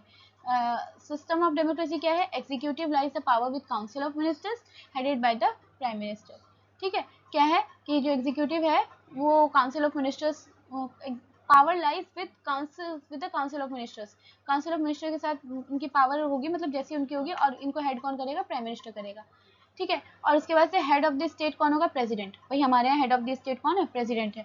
और प्राइम मिनिस्टर क्या है, हेड ऑफ द गवर्नमेंट है। इसके बाद की फीचर्स क्या है हमारे यहाँ के, कि मल्टी पार्टी डेमोक्रेसी है, रिटन कॉन्स्टिट्यूशन है, अन फंडामेंटल राइट्स और फंडामेंटल ड्यूटी एंड फेडरलिज्म, ये सब क्या है हमारे फीचर्स हैं। आते कनाडा पे। कनाडा, यहाँ भी रिप्रेजेंटेटिव गवर्नमेंट है, पार्लियामेंट्री टाइप ऑफ गवर्नमेंट है, executive power lies with the prime minister, same. And इसके बाद governor general appointed by the crown of the UK, prime minister, है ना। तो गवर्नर जनरल यहाँ पर अपॉइंट किए गए हैं, है ना। हमारे यहाँ प्रेसिडेंट जो है, प्रेसिडेंट वो लिखा हुआ है, यहाँ क्या है, गवर्नर जनरल को अपॉइंट किया गया है यूके के प्राइम मिनिस्टर के थ्रू, ठीक है। और यूके के प्राइम मिनिस्टर कौन है, हेड ऑफ द गवर्नमेंट है ना। इसके बाद फेडरलिज्म होगा, मल्टी पार्टी सिस्टम है यहाँ पर। इसके बाद आते हैं यूनाइटेड किंगडम यानी यूके। रिप्रेजेंटेटिव गवर्नमेंट यहाँ पर भी है, पार्लियामेंट्री टाइप है विद कॉन्स्टिट्यूशन मोनार्की, है ना। पार्लियामेंट्री टाइप ऑफ गवर्नमेंट है लेकिन कुछ कॉन्स्टिट्यूशन मोनार्की भी है यहाँ पर, ठीक है। तो in constitution monarchy the executive power lies with the prime minister. Constitution monarchy में क्या होता है कि मोनार्की मतलब क्या, राजा होता है ना, तो कॉन्स्टिट्यूशन मोनार्की में एग्जीक्यूटिव पावर जो प्राइम मिनिस्टर के साथ ही रहेगी।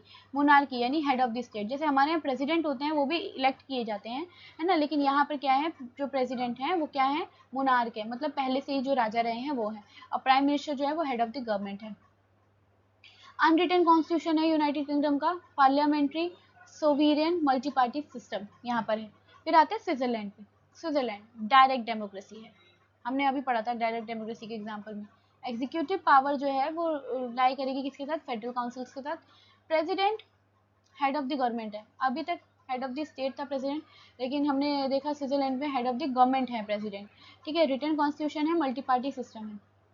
फिर आते हैं यूनाइटेड स्टेट्स ऑफ अमेरिका, है ना, यहाँ पर रिप्रेजेंटेटिव गवर्नमेंट है लेकिन प्रेसिडेंशियल टाइप ऑफ गवर्नमेंट है। एग्जीक्यूटिव पावर लाई करेगी प्रेसिडेंट के साथ, प्रेसिडेंट जो है वो हेड ऑफ द गवर्नमेंट कहलाएंगे यहाँ पर। और रिटन कॉन्स्टिट्यूशन है, 2 मेजर पार्टी होंगी, बस 2 ही पार्टी होती है, दोनों में से एक चुनते हैं हम लोग। Let's explore what in work in pair or a small group. Choose any two of the Indians neighbor country like Afghanistan, Bangladesh, Bhutan, China, Maldives, Myanmar, Nepal, Pakistan और श्रीलंका, ठीक है। ये सारी क्या है, हमारी नेबर कंट्रीज है। And find out the following, does the country hold regular election, क्या इन सारी कंट्रीज में रेगुलर इलेक्शन होता है, ये आपको सर्च करना है। Who choose the head of the government, इसमें कौन हेड ऑफ द गवर्नमेंट को चूज करता है। Is there more than one political party, क्या एक से ज़्यादा पॉलिटिकल पार्टी है यहाँ पर। And how much freedom do citizen have to express their opinion and criticise the government, और यहाँ के लोगों के, यहाँ के जो नागरिक हैं उनके पास कितने मतलब फ्रीडम क्या है ना, क्या फ्रीडम है उनके पास, क्या वो गवर्नमेंट को क्रिटिसाइज कर पाते हैं। तो how would you describe this system, आप इस सिस्टम को कैसे डिस्क्राइब करोगे, आप अपने रीजन बताइए। तो डेमोक्रेटिक और पार्शियली डेमोक्रेटिक या नॉन डेमोक्रेटिक, ये भी बताना है आपको कि ये डेमोक्रेटिक है, पार्शियली डेमोक्रेटिक है या नॉन डेमोक्रेटिक कंट्री है, ठीक है। तो democracy in practice, India's living democracy, ठीक है, India's living democracy, don't miss out. India is the world largest democracy, हम अभी स्टार्टिंग में पढ़ चुके हैं। And more people vote in India Indian election than the total population of many country, मतलब जितनी किसी कंट्री की पॉपुलेशन भी होती है ना, उससे भी ज़्यादा लोग तो हमारे यहाँ वोट कर देते हैं, ठीक है। इतने ज़्यादा लोग हमारे यहाँ वोट करते हैं। तो डोंट मिस, इसमें लिखा है क्या कि huge representation, on average a member of parliament represent about 25 lakh people, जो मेंबर ऑफ पार्लियामेंट होते हैं यानी एमपी होते हैं, वो किसको रिप्रेजेंट कर रहे हैं, एज पर द 2019 25 लाख लोगों को रिप्रेजेंट करता है, ठीक है। They show the enormous scale at which the democratic representative operate in India, ठीक है। मैनी लैंग्वेज वन इलेक्शन, बहुत सारी भाषाएं हैं लेकिन इलेक्शन एक ही होगा। Election in India are conducted in the 22 scheduled language, हमारे भारतीय संविधान में 22 भाषाओं को दर्जा दिया गया है ना।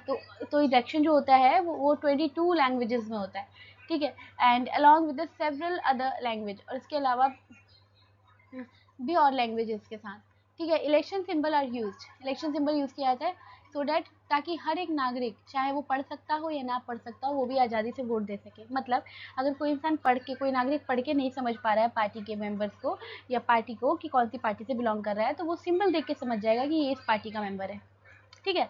तो ओवर 1 मिलियन पोलिंग स्टेशन कितने होते हैं, लगभग 1 मिलियन से भी ज़्यादा पोलिंग स्टेशन है हमारे यहाँ जहाँ इलेक्शन होते हैं। तो more than 1 million polling station include those in remote areas में भी है ना, यानी ऐसी जगह जहाँ पर जो मतलब पिछड़ा एरिया जो है वहाँ पर, जैसे माउंटेन्स हो गए, फॉरेस्ट हो गए, डेजर्ट है या फिर आइलैंड है, इन सब में सारी जगहों पर सेटअप किए गए हैं polling station. In some polling station are created even for a single voter, है ना, कुछ जगहों पे तो सिर्फ एक वोटर के लिए भी पोलिंग वोट बनाया गया है। तो thousand of political parties, India has over the 2800 registered political party, ठीक है। रजिस्टर्ड पॉलिटिकल पार्टी इंडिया में अभी इतनी है, बहुत ज़्यादा है, ठीक है।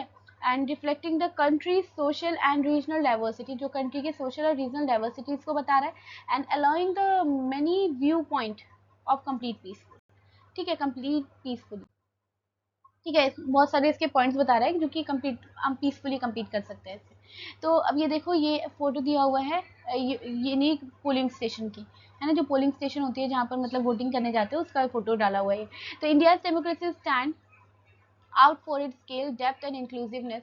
With a nearly 100 crore voters, it represent an unparalleled exercise in public participation. This vast electorate it reflect not only the size of the population but also the extensive reach its democracy institution. ठीक है, तो देखो हमारे यहाँ लगभग 1000 करोड़ से ज़्यादा voters हैं और हर जगह ये पोलिंग बूथ पहुंच जाता है। इसका मतलब ये नहीं, इसका मतलब क्या है कि सिर्फ हमारे यहाँ यही नहीं कि हमारी पॉपुलेशन बहुत ज़्यादा है, बल्कि ये भी बताता है कि जो हमारा डेमोक्रेटिक इंस्टीट्यूशन है वो बहुत काफ़ी ज़्यादा रूट लेवल तक पहुँच सकता है। ठीक है, और इसके बाद लिखा था ability to conduct regular national wide election, है ना, वो एक एबिलिटी जिसमें हम रेगुलर इलेक्शन कर पा रहे हैं, नेशनल वाइड पूरे पूरे देश में इलेक्शन हो रहा है for such a large in the diverse population, है ना, इतनी बड़ी पॉपुलेशन के साथ, है ना, highlight the institutional strength and organisational capacity of Indian democracy. तो यही दिखाता है कि हमारी जो इंडियन डेमोक्रेसी है उसकी ऑर्गेनाइजेशन कितनी स्ट्रेंथन है, कितनी मजबूत है कि इतने बड़े लेवल पे हम इलेक्शन करा पाते हैं, इतने बड़े लेवल पे हम लोगों की वोटिंग कंडक्ट करा पाते हैं। What make the Indian democracy truly living is it diversity. Bharat की डेमोक्रेसी को सच में जीवित क्या दिखाता है, यहाँ की डाइवर्सिटी, है ना, यहाँ की जो विभिन्नता है और यहाँ के जो नागरिक हैं वो। Active engagement in the electoral process, जो कि एक्टिवली पार्टिसिपेट करते हैं इलेक्टोरल प्रोसेस में।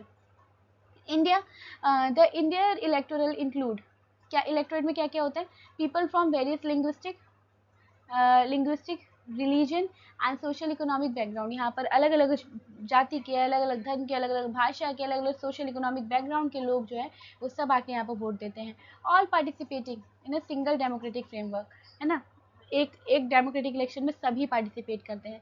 Hence the election become a collective national exercise in which the voter, तो यानी इलेक्शन को हम यहाँ से डिफाइन कर सकते हैं कि इलेक्शन क्या है, एक कलेक्टिव नेशनल एक्सरसाइज है जिसमें जो वोटर है वो अलग अलग रीजन से, कम्युनिटी से आता है और वो अपने बुलेट में अपने एक्सप्रेशन को, मतलब जिसको वो चुनना चाहता है उसको वो वोट देके जाता है ना। This continuous and wide spread public participation, यही जो लगातार और वाइड स्प्रेड पब्लिक पार्टिसिपेशन जो है ये क्या कर रहा है, India position as a world largest, इसी की वजह से भारत की जो पोजीशन है वो पूरे वर्ल्ड में वर्ल्ड लार्जेस्ट डेमोक्रेटिक पोजीशन है। Not mainly in terms of the number but through the sustain involvement of the people, ना ही सिर्फ नंबर्स को लेके बल्कि लोग जो है वो पार्टिसिपेट कर रहे हैं इस चीज़ को लेके।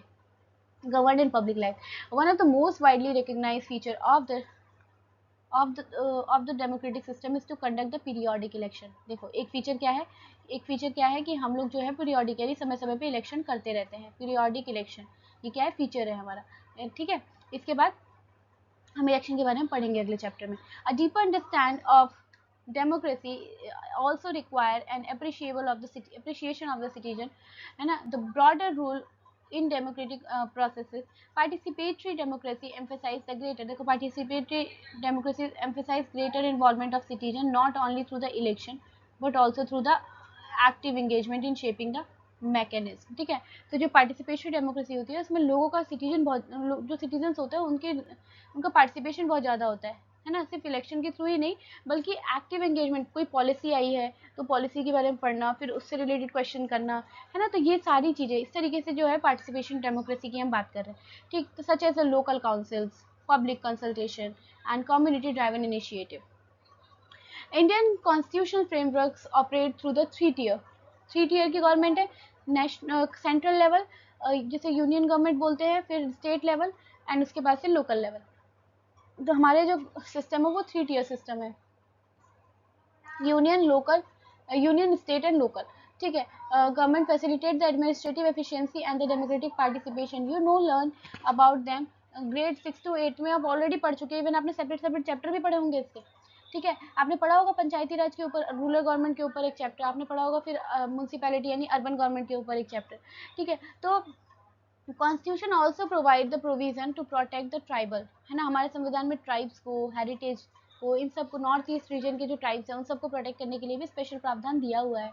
ऑटोनॉमस डिस्ट्रिक्ट काउंसिल यानी ADCs are establish, granting them legislative and judiciary authority to preserve the tribal customs। ठीक है, यानी ADCs बनी हुई हैं, है ना, जिनका मेन काम क्या है कि वो लेजिस्लेटिव और जुडिशरी अथॉरिटी जो है उनके जो उनको प्रिजर्व करें, मतलब जो ट्राइबल कस्टम्स होते हैं उनको प्रिजर्व करें। ठीक है, तो complementing this the PESA act, panchayat extension for to schedule area, PESA act यानी panchayat schedule extension to schedule area in 1996, ये बनाया गया जिसमें tribal areas and the other state employ the gram sabha as the primary decision making body, the balancing of this level of the authority, the constitution of India provide the वो unified national framework that drawn the strengthen from the diverse traditional of every community. तो ये ना पीसा act जो आया था ये specially आया था कि शेड्यूल एरियाज में पंचायत एक्सटेंशन करने के लिए, है ना, कि शेड्यूल एरिया जो है वहाँ पर भी पंचायत को लाया जाए, ठीक है। तो इसको एक्चुअल में बैलेंस करने के लिए था, ये था क्या कि वहाँ पर भी डिसीजन मेकिंग हो और हम किस तरीके से पूरे पूरे इंडिया को जो है वो बैलेंस कर सकें। तो केस स्टडी देखते हैं democracy at the grass root in India के ऊपर से, ठीक है। तो across the India several village demonstrate how democracy function beyond election, है ना। तो पूरे इंडिया में बहुत सारे ऐसी गांव हैं जो बताते हैं कि डेमोक्रेसी जो है वो इलेक्शन से भी ऊपर है ना। एक्टिव पार्टिसिपेशन यहाँ लोकल सेल्फ गवर्नमेंट का होता है। तो following example show how the local bodies how the local bodies of democratic institution at the grassroots in India have played a vital role in improving the people life। तो किस तरीके से grass root level पे जो democracy हमारी गई है वो वहाँ के लोगों को किस तरीके से इम्प्रूव कर रही है, उनके लाइफ स्टाइल जो है वो इम्प्रूव कर रही है ना। मतलब होता क्या था ना कि पहले गाँव अगर ये ग्रास रूट लेवल तक नहीं पहुँचती तो गाँव के लोगों की डिमांड कौन पहुँचाता, है ना। गवर्नमेंट तक गांव के लोगों को क्या चाहिए ये डिमांड कौन पहुंचाता। तो इसलिए ग्रास रूट लेवल पे डेमोक्रेसी को इस्टेब्लिश करने के लिए क्या किया गया, हमने लोकल गवर्नमेंट स्टार्ट करी। तो देखो जेठीपुरा ग्राम पंचायत लोग इधर सबरकंथा गुजरात, ये गुजरात का है, ठीक है। Development through people's participation. देखो Jethipura gram panchayat of Gujarat was awarded the Nanaji Deshmukh Rashtriya Gaurav ग्राम सभा पुरस्कार। ये पुरस्कार मिला है इन्हें 2019 पे, ठीक है। उसकी बहुत अच्छी परफॉर्मेंस की वजह से। Not only ensure the effective conducting of the gram sabha, ना ही सिर्फ इन्होंने ग्राम सभा को अच्छे से कंडक्ट किया बल्कि प्रॉपर तरीके से रिकॉर्ड को मेंटेन किया, but also went a step further for the organisation special gram sabhas, है ना। अदर इनिशिएटिव इंक्लूड्स, इसके कुछ और इनिशिएटिव थे जैसे एजुकेशन, सैनिटेशन और वेलफेयर के ऊपर इन्होंने बहुत काम किया, वुमेन्स और चिल्ड्रंस के वेलफेयर के लिए, है ना। इन्होंने महिला सभा भी कंडक्ट करी, ठीक है। Educate quorum in Gram Sabha with active participation from marginalise section of the society, है ना। सोसाइटी का जो मार्जिनलाइज सेक्शन है, जो वीकर सेक्शन है, वहाँ से जैसे शेड्यूल कास्ट, शेड्यूल ट्राइब और वुमेन्स, इन सब का पार्टिसिपेशन बढ़ा। इसके बाद साउथ मनुबकुल ग्राम सभा, Rupaichhari block, Tripura tribal area, autonomous district council Tripura, ठीक है। यहाँ पर क्या हुआ था, यहाँ वुमेन फ्रेंडली पंचायत बनाया गया था। तो देखो साउथ मानुबनकुल ग्राम panchayat Tripura function the active local government focus improving the people's life, especially those of women. It promotes the women's participation in decision making। इसने प्रमोट किसको किया है, वुमेन पार्टिसिपेशन की, औरतों का कैसे पार्टिसिपेशन होगा डिसीजन लेने में। Prove the facilitate related to उसमें health, sanitation, livelihood. Panchayat organise the community programme, support the self help group. यहाँ पर पंचायत ने कुछ ऐसे प्रोग्राम भी चलाए जो कि सेल्फ हेल्प ग्रुप यानी एसएचओ को सपोर्ट कर रहा था। Ensure the effective implementation of government scheme in village development, है ना, कि जो गवर्नमेंट की स्कीम्स है वो गांव के डेवलपमेंट में लगे, ये इंश्योर किया इन्होंने। इन्होंने इसके अलावा साफ सफाई, एजुकेशन, सोशल अवेयरनेस के लिए बहुत काम किया, है ना। इन्होंने इसके बाद इनका जो मेन फोकस था, स्ट्रॉन्ग फोकस जो था वो वुमेन्स की वेलफेयर के ऊपर था, ठीक है। तो इसमें इंक्लूसिव डेवलपमेंट के बारे में बात की गई, वुमेन फ्रेंडली चाइल्ड पंचायत बनाई गई। यहाँ क्या करा गया, वुमेन फ्रेंडली चाइल्ड पंचायत बनाई गई, ठीक है। वुमेन फ्रेंडली पंचायत बनाई गई नेशनल लेवल पे by ministry of Panchayati Raj. Case like these show that democracy in India is not limited to the voting during election. ये सारे जो केसेस हम पढ़ रहे हैं ना, इस केस को पढ़ के ये तो समझ में आता है कि डेमोक्रेसी सिर्फ एक इलेक्शन मात्र नहीं है, ठीक है, जहाँ सिटीजन इलेक्टिवली पार्टिसिपेट करते हैं ग्रास रूट लेवल से, पंचायती राज इंस्टीट्यूशन से। Democracy become more responsive, inclusive and effective all level, है ना। सिर्फ और सिर्फ सेंट्रल लेवल पे ही इफेक्टिव नहीं है बल्कि डेमोक्रेसी रूट लेवल तक भी जाके बहुत इफेक्टिव है, ठीक है। तो लेट्स एक्सप्लोर, देखते हैं। और democratic system seeks to promote participation, ensure fairness, limit and concentrate of power। Democratic system में क्या होता है, पार्टिसिपेशन होता है, फेयरनेस होनी चाहिए, है ना, यानी बिल्कुल साफ सुथरे तरीके से काम हो। Limit the concentration of power, मतलब पावर जो ऐसा नहीं हो कि किसी को इतनी ज़्यादा पावर दे दी है कि वो अपनी पावर के आगे कुछ भी ना समझे। सबको पावर इतनी दी गई, लिमिटेड पावर दी गई है ना। यानी अगर आप अपने पावर के अगेंस्ट कुछ काम करते तो आपके ऊपर स्ट्रिक्ट एक्शन लिए जाएंगे। Resolve disagreement peacefully, identify the example of the above cases study that reflect these features. ठीक है, तो अब बात करते हैं इसके आगे की। देखो, democracy however is not limited to formal institution of the government. सिर्फ फॉर्मल इंस्टीट्यूशन के ऊपर नहीं है ये, and the spirit of the democratic function also extend everyday social life. सही बात है, आप अपने डेली लाइफ में भी डेमोक्रेसी को फॉलो कर सकते हैं, जैसे civil society organisation, social, religion and community institution, cooperatives, trade unions, ये सबको भी डेमोक्रेसी का यूज़ करना चाहिए डिसीजन मेकिंग में, है ना। तो डेमोक्रेसी है क्या? डेमोक्रेसी एक्चुअल में एक फॉर्म ऑफ गवर्नमेंट है जिसमें क्या हो, लोगों की बात सुनी जाए, लोगों के द्वारा जो डिसीजन लिया गया उसको उसके ऊपर बात की जाए। ठीक है, तो एक अब्राहम लिंकन के थ्रू एक डेफिनेशन दी गई थी डेमोक्रेसी की। Democracy is to the people, for the people and by the people. तो डेमोक्रेसी क्या है? लोगों के लिए, लोगों से और लोगों के द्वारा ही है। ठीक है, तो यहाँ पर एट द एंड मेन जो है वो कौन है? वो है सिटीजन, देश के नागरिक। तो women and right to vote, Indian experience. ठीक है, a number of countries women had a wage और long and difficult struggle to. बहुत सारी कंट्रीज हैं जहाँ पर वुमेन्स को बहुत ज़्यादा स्ट्रगल करना पड़ा था, तब उन्हें जाके वो राइट टू वोट मिला था। जैसे ब्रिटेन की बात करें तो वुमेन्स को जो फुल वोटिंग राइट थे वो कब मिले थे? 1928 में मिले थे, है ना। वहीं अमेरिका की बात करें तो अमेरिका को 1920 में मिले थे वुमेन्स की voting right. After decade of protest, वो भी कई कई दशकों तक उन्होंने प्रोटेस्ट किया, मूवमेंट्स चलाए, डेवलपमेंट, तब जाके इन्हें कहीं वोटिंग राइट्स मिली थी। तो इनका इन कंट्रास्ट वुमेन, वही हम इंडिया की बात करें तो हमें जब देश आज़ाद हुआ था तभी से वोटिंग राइट थी। ठीक है, तो देखो कॉन्स्टिट्यूशन, जब हमारा संविधान जो है वो फोर्स एनफोर्स हुआ कब? 1950 में, यूनिवर्सल एडल्ट फ्रेंचाइज के तहत देश का सभी नागरिक, चाहे वो मैन हो चाहे वुमेन हो, है ना, वो बिना किसी भेदभाव के क्या है, वोट दे सकता है। Indian women is not engage in prolong. तो हमें कोई लीगल बैटल नहीं करनी पड़ी एक्चुअल में। हमें हमारा जब संविधान बना तभी से हमें वोटिंग राइट है, तो हमें कोई बैटल नहीं करनी पड़ी अपनी वोटिंग राइट को अचीव करने के लिए। ठीक है, right to vote does not automatically ensure the equal participation.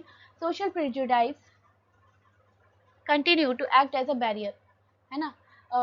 मतलब यहाँ क्या बोला हुआ है कि right to vote does not automatically ensure, ऐसे अपने आप ही नहीं हो गया था, इक्वल पार्टिसिपेशन अपने आप ही नहीं हो गया था, बल्कि वो सोशल प्रिजुडाइज रही थी। प्रिजुडाइज मतलब पिछड़ी सोच, है ना, पुरानी टाइम से जो धारणाएं बना लेते हैं उसे प्रिजुडाइज कहते हैं। तो social prejudice continue to act as barrier and affect the women's adequate representation in politics. ठीक है, हाँ ये है, ये सच बात है कि इंडिया में अभी भी मतलब जो प्रिजुडाइज चीज़ें है उसकी वजह से वुमेन्स को आज भी पार्टिसिपेट नहीं करने दिया जाता आपकी पॉलिटिक्स में या फिर आपकी डेमोक्रेटिक इलेक्शंस में। लेकिन फिर भी हम ये कह सकते हैं कि हमारे भारत में जब से कॉन्स्टिट्यूशन लागू हुआ तब से यहाँ पर वुमेन्स को वोटिंग राइट्स मिल चुके थे। ठीक है, इसके बाद women's representation in local bodies, तभी तो गवर्नमेंट ने क्या किया हुआ है, 33%, 35% सीट रिजर्व किए स्पेशली वुमेन्स के लिए, ताकि वुमेन्स जो है वो पार्टिसिपेट करें इलेक्शंस में, वुमेन्स जो है वो पॉलिटिक्स में पार्टिसिपेट करें। तो empowerment of the women starts with their active participation institution decision making. Article 243D of the constitution, इसने क्या बोला? Not less than the 1/3 of the reservation of the women total number of seats. मतलब total number जितनी भी seats हैं direct, है ना, उसमें से लगभग 1/3 सीट जो है वो वुमेन्स की होनी चाहिए पंचायत में। इसके अलावा however 21 states and 2 union territories have gone further, even further, and have made provision of 50% reservation in women Panchayati Raj institution in the representative of the panchayat Raj act. इसके अलावा देखो 2 यूनियन टेरिटरी और 21 स्टेट्स ऐसी रही हैं जहाँ पर लगभग 50% रिजर्वेशन सिर्फ और सिर्फ वुमेन्स को मिली हुई है। Similarly article number 243T constitution का ये प्रोवाइड कराता है कि not less than the 1/3 reservation for the women out of the total number of the seats as if filled directly by direct election in every municipality, है ना। मतलब जो municipality है उसमें लगभग 1/3 सीट जो है म्यूनसिपैलिटी में भी वुमेन की रिजर्व होनी चाहिए। ठीक है, और 17 स्टेट एंड 1 यूनियन टेरिटरी ने इसको 50% रख रखा है कि अर्बन लोकल बॉडीज़ में वुमेन का पार्टिसिपेशन 50% होना चाहिए। फिर let's explore India continue to work towards the inclusive institution. India जो है वो काम कर रहा है इंक्लूसिव एजुकेशन के ऊपर, इंस्टीट्यूशन के ऊपर। डिस्कस इन क्लास, अब इसमें आप एडवांटेजेस के बारे में डिस्कस कीजिए इन सब चीज़ों से रिलेटेड। ठीक है, इसके बाद नेक्स्ट है don't miss out RTI, right to information act 2005 India में इनेक्ट किया गया था। मेन काम क्या था इसका? आप इन्फॉर्मेशन ले सके गवर्नमेंट से। ठीक है, तो यहाँ ये लिखा है कि democratic processes of representative and legislative Over the time, concerns are raised by citizen journalists and the civil society group and elected representative regarding the transparency accountability were examined by the parliamentary committee to address the within the government institution. These discussed highlighted the need of for the law which was enable the citizen to across the information. देखो हुआ क्या कि actual में हम समय समय पे हमें प्रॉब्लम होती थी, हमें चीज़ें पूछनी है, जर्नलिस्ट हैं, सिटीजन्स हैं, जो भी सिविल सोसाइटी के लोग हैं, सबको चीज़ें जाननी थी। तो गवर्नमेंट को लगा कि एक ऐसी इंस्टीट्यूशन होनी चाहिए जो इस चीज़ों का जवाब दे सके, है ना, एंड इस सब चीज़ों का जवाब दे सके, और इसलिए उन्होंने किसकी फॉर्मेशन करी, the proposal for the RTI act was review by the expert group. Expert group के थ्रू डिबेट जब हुई तो उसमें ये लाया गया, है ना, जिसके थ्रू क्या बोला गया, elected representative play a key role in shaping the final legislation by incorporating the safeguard related to national security and administrative efficiency after being passed by the parliament। अब पार्लियामेंट के थ्रू जब ये law पास हुआ, RTI came to force 2005 में इसको enforcement कर दिया गया। ये एक एक्ट है जो आपको बोलता है कि आप किसी भी तरीके की इंफॉर्मेशन गवर्नमेंट से ले सकते हैं, डिपार्टमेंट से। गवर्नमेंट की रिस्पॉन्सिबिलिटी है कि वो आपको उस चीज़ का जवाब जरूर देंगे। These examples show how the civil society and the community institution act as a bridge between the citizen and the state, है ना। तो ये एग्जाम्पल हमें अच्छे से बताता है कि एक जो सिविल सोसाइटी होती है, कम्युनिटी इंस्टीट्यूशन होती है, वो किस तरीके से एक ब्रिज का काम करती है नागरिक और स्टेट के बीच में, है ना।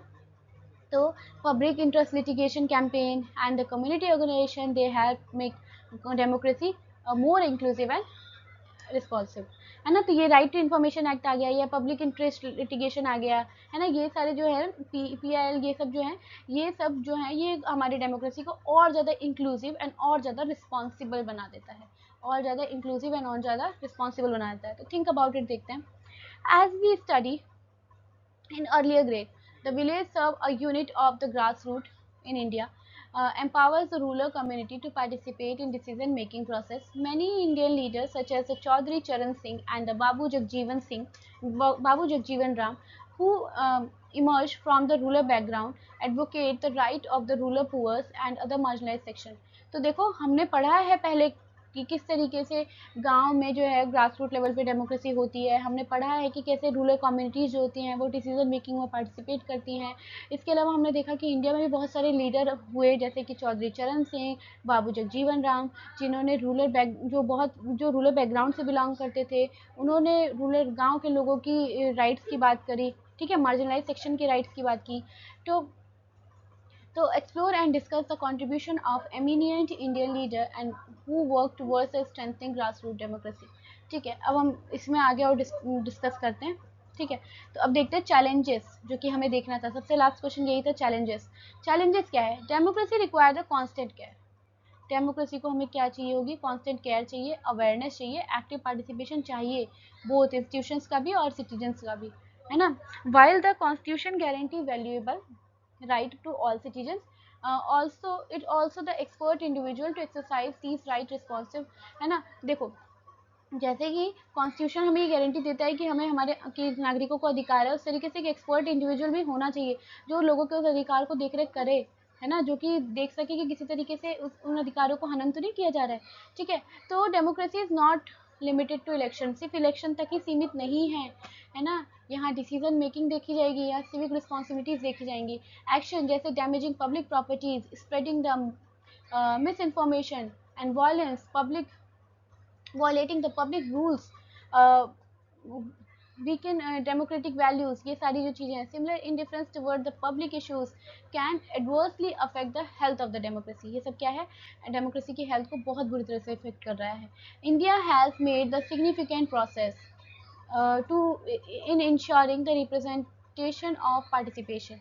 ठीक है, इंडिया जो है वो बहुत सारे प्रोग्रेस कर रहा है ना, ताकि वो बता सके कि किस तरीके से पार्टिसिपेशन इंपॉर्टेंट है। However it continue to face several, फिर बहुत सारे चैलेंजेस है, जैसे कि इलिटरेसी, मिस इन्फॉर्मेशन, कई बार लोगों तक गलत इन्फॉर्मेशन पहुंच जाती है। इनइक्वालिटी अभी भी है, बेशक हमारे संविधान में इक्वालिटी के नाम पे बोला गया है, लेकिन फिर भी इनइक्वालिटी आज भी है। आज भी आप गांव के जगहों पे जाएंगे तो वहाँ आपको इनइक्वालिटी आराम से देखने को मिल जाएगी।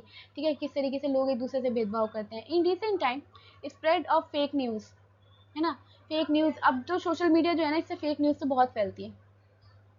ठीक है। और ये एक मेजर कंसर्न हो चुका है आज के टाइम की जनरेशन के लिए, है ना। ये जो मिस इन्फॉर्मेशन है, ये पब्लिक ओपिनियंस को, इसके वजह से ना क्या होता है, कंफ्यूजन क्रिएट हो जाती है लोगों के बीच में। तो ये एक बहुत बड़ा चैलेंज है। Sometime even leads to conflict, कभी कभी लड़ाई को भी ये जन्म देता है। इशू लाइक जैसे पोवर्टी हो गई, और उसके बाद से रीजनलिज्म हो गया, जेंडर इनइक्वालिटी हो गया, है ना, सोशल डिस्क्रिमिनेशन हो गया, create barriers of the equal participation, ये सारी चीज़ें इक्वल बैरियर क्रिएट करती है। In addition, gap in the effective implementation of law and policies में reduce public trust in institution. ठीक है, अब देखते हैं, let's explore in small group, identify 2 or 3 example of information share on social media, है ना, that you believe may be, मतलब आपको क्या करना है, आपको आइडेंटिफाई करना है 2-3 ऐसे एग्जांपल्स जो कि सोशल मीडिया पे फैल रहे हैं और आपको पता चल गया है कि वो मिसलीड है, मतलब वो आपको गलत, वो लोगों को गलत चीज़ सिखा रहे हैं। तो इसको फिर आप डिस्कस करोगे, है ना। Discuss what made you question their reliability and how such information can influence the people opinion. फिर reflect on why access to accurate and authentic information is important in a democracy, क्यों एक सही information democracy में मिलना बहुत ज़रूरी है। ठीक है, तो इसके बाद बात करते हैं नेक्स्ट इमरजेंसी की। ठीक है, emergency, one of the major challenge to democracy in India was recorded when the emergency was imposed. Emergency लगाई गई थी 1975 से 1977 के टाइम पे। अर्ली 1970s में public dissatisfaction with the government, Indira Gandhi, public जो है वो डिससेटिस्फाई हो गई थी, उनको ये गवर्नमेंट पसंद नहीं आती इंदिरा गांधी की, है ना, जो उनकी गवर्नमेंट बढ़ रही थी, क्योंकि इस टाइम पे अनएम्प्लॉयमेंट बढ़ गया था, इन्फ्लेशन बढ़ गया था, है ना, एलिगेशंस बढ़ रहे थे मिस गवर्नेंस के, मतलब यहाँ पर पता लग रहा था कि किस तरीके से गवर्नमेंट गलत तरीके से काम कर रही है, जिसकी वजह से बहुत प्रोटेस्ट होने लगे थे। तो जून 1975 में एक नेशनल इमरजेंसी इम्पोज करी गई गवर्नमेंट के द्वारा on the ground of internal disturbance, है ना, कि अंदरूनी डिस्टर्बेंस के कारण एक इमरजेंसी लागू की गई। और इस टाइम पे क्या हुआ कि majority of the fundamental right was suspended, है ना, कि जो मौलिक अधिकार थे वो सस्पेंड कर दिए गए थे, है ना। इस राइट, इसके तहत द प्रेस वाज censored, है ना, the press was censored and the number of political leader and activist was arrested. तो इसमें क्या किया गया कि बहुत सारे पॉलिटिकल लीडर्स को अरेस्ट कर लिया गया। Democratic institution came under the severe strain, यहाँ डेमोक्रेटिक इंस्टीट्यूशन बहुत बहुत तनाव में था, नागरिक तनाव में थी, है ना। फ्रीडम वॉज रिस्ट्रिक्टेड, आज़ादी हमारी रिस्ट्रिक्ट की गई थी। हाँ, क्योंकि जब इमरजेंसी लगती है ना, तो हम लोग, जो हम लोग को होता है ना कि हमें घूमने का अधिकार है कहीं भी, तो वो उस टाइम पे रिस्ट्रिक्ट कर दी जाती है। ठीक है, तो डेमोक्रेटिक इंस्टीट्यूशन केम अंडर, ये तो हो गया था। Mass movement led by the Jayaprakash Narayan, है ना, मास मूवमेंट जयप्रकाश नारायण जी के थ्रू किया गया था। और ये एक पॉलिटिकल लीडर थे और सोशल थिंकर थे, सोशलिस्ट थिंकर थे, लोकनायक के, इनको लोकनायक भी कहा जाता था। जयप्रकाश नारायण जी को लोकनायक कहा जाता था। Mobilize students and citizen specially in the Bihar and Gujarat. ठीक है, तो इन्होंने बिहार और गुजरात में स्पेशली जो है वो मूवमेंट लॉन्च किया था। इमरजेंसी वॉज लिफ्टेड इन 1977, ये जो कि 1977 तक रही, and the general election was held allowing the people to express their will through the bullet. तो यहाँ पर इलेक्शन हुआ जिसमें कहा गया कि लोगों को अपने विचार जो है वो बुलेट के थ्रू रखने हैं, मतलब वही वोटिंग करनी है। But the defeat of the ruling government demonstrate the strength of the Indian democracy and highlight the importance। यहाँ क्या हुआ, तो रूलिंग गवर्नमेंट को डिफीट करते हुए यहाँ पर हमने क्या किया, पहली बार इंडिया की डेमोक्रेसी की ताकत को, constitutional safeguards civil liberties and active citizens participation in promoting the democratic values। यानी एक डेमोक्रेटिक वैल्यू को प्रोटेक्ट करने के लिए आपको क्या होना चाहिए, कॉन्स्टिट्यूशनल सेफगार्ड, है ना, civil liberties and active citizen participation, यानी पार्टिसिपेट, जो सिटीजन है, नागरिक है, उनका पार्टिसिपेशन एक्टिव होना चाहिए। ठीक है, तो इसके बाद बात करते हैं डेमोक्रेसी एंड यूज, है ना। तो देखो, अगर आप एक यंग सिटीजन है तो ये आपकी रिस्पॉन्सिबिलिटी बनती है कि आप वेल इन्फॉर्म्ड हो, यानी आपके पास जो इन्फॉर्मेशन हो बिल्कुल ऑथेंटिक इन्फॉर्मेशन होनी चाहिए। और ये आएगी कहाँ से, आपको न्यूज़पेपर रीडिंग करनी चाहिए, आपको न्यूज़ प्रोग्राम देखने चाहिए, और आपको इंटरनेट को बहुत रिस्पॉन्सिबल तरीके से यूज़ करना चाहिए, ताकि आप नेशन और इंटरनेशनल लेवल के जो भी इवेंट्स हैं उससे कनेक्टेड रहें, अवेयर रहें और चीज़ों को समझ पाएँ, है ना। Access to authentic information enable us, तो ये जो ऑथेंटिक इन्फॉर्मेशन होता है ना, इसकी वजह से हमारे पास जो है वो एक सही इन्फॉर्मेशन आ पाती है, informed opinion on public issues. ठीक है, understand how democracy operate in practice, किस तरीके से डेमोक्रेसी जो है वो ऑपरेट होती है, and contribute positively to society, किस तरीके से ये सोसाइटी को एक पॉजिटिव तरीके से कंट्रीब्यूट करती है। तो program like the national service scheme NSS, national credit corp यानी NCC डिज़ाइन किया गया है to instil civic responsibility, social awareness and respect to democratic ideas. Through the community service, teamwork and organized activities, you can learn। ये जो activities होती है, team work होता है, इससे आप समझ सकते हैं कि actual में you learn the importance of participation, कि participation कितना important है, आपका responsible होना कितना important है, और ये आपके nation की service जो है वो कितनी important है।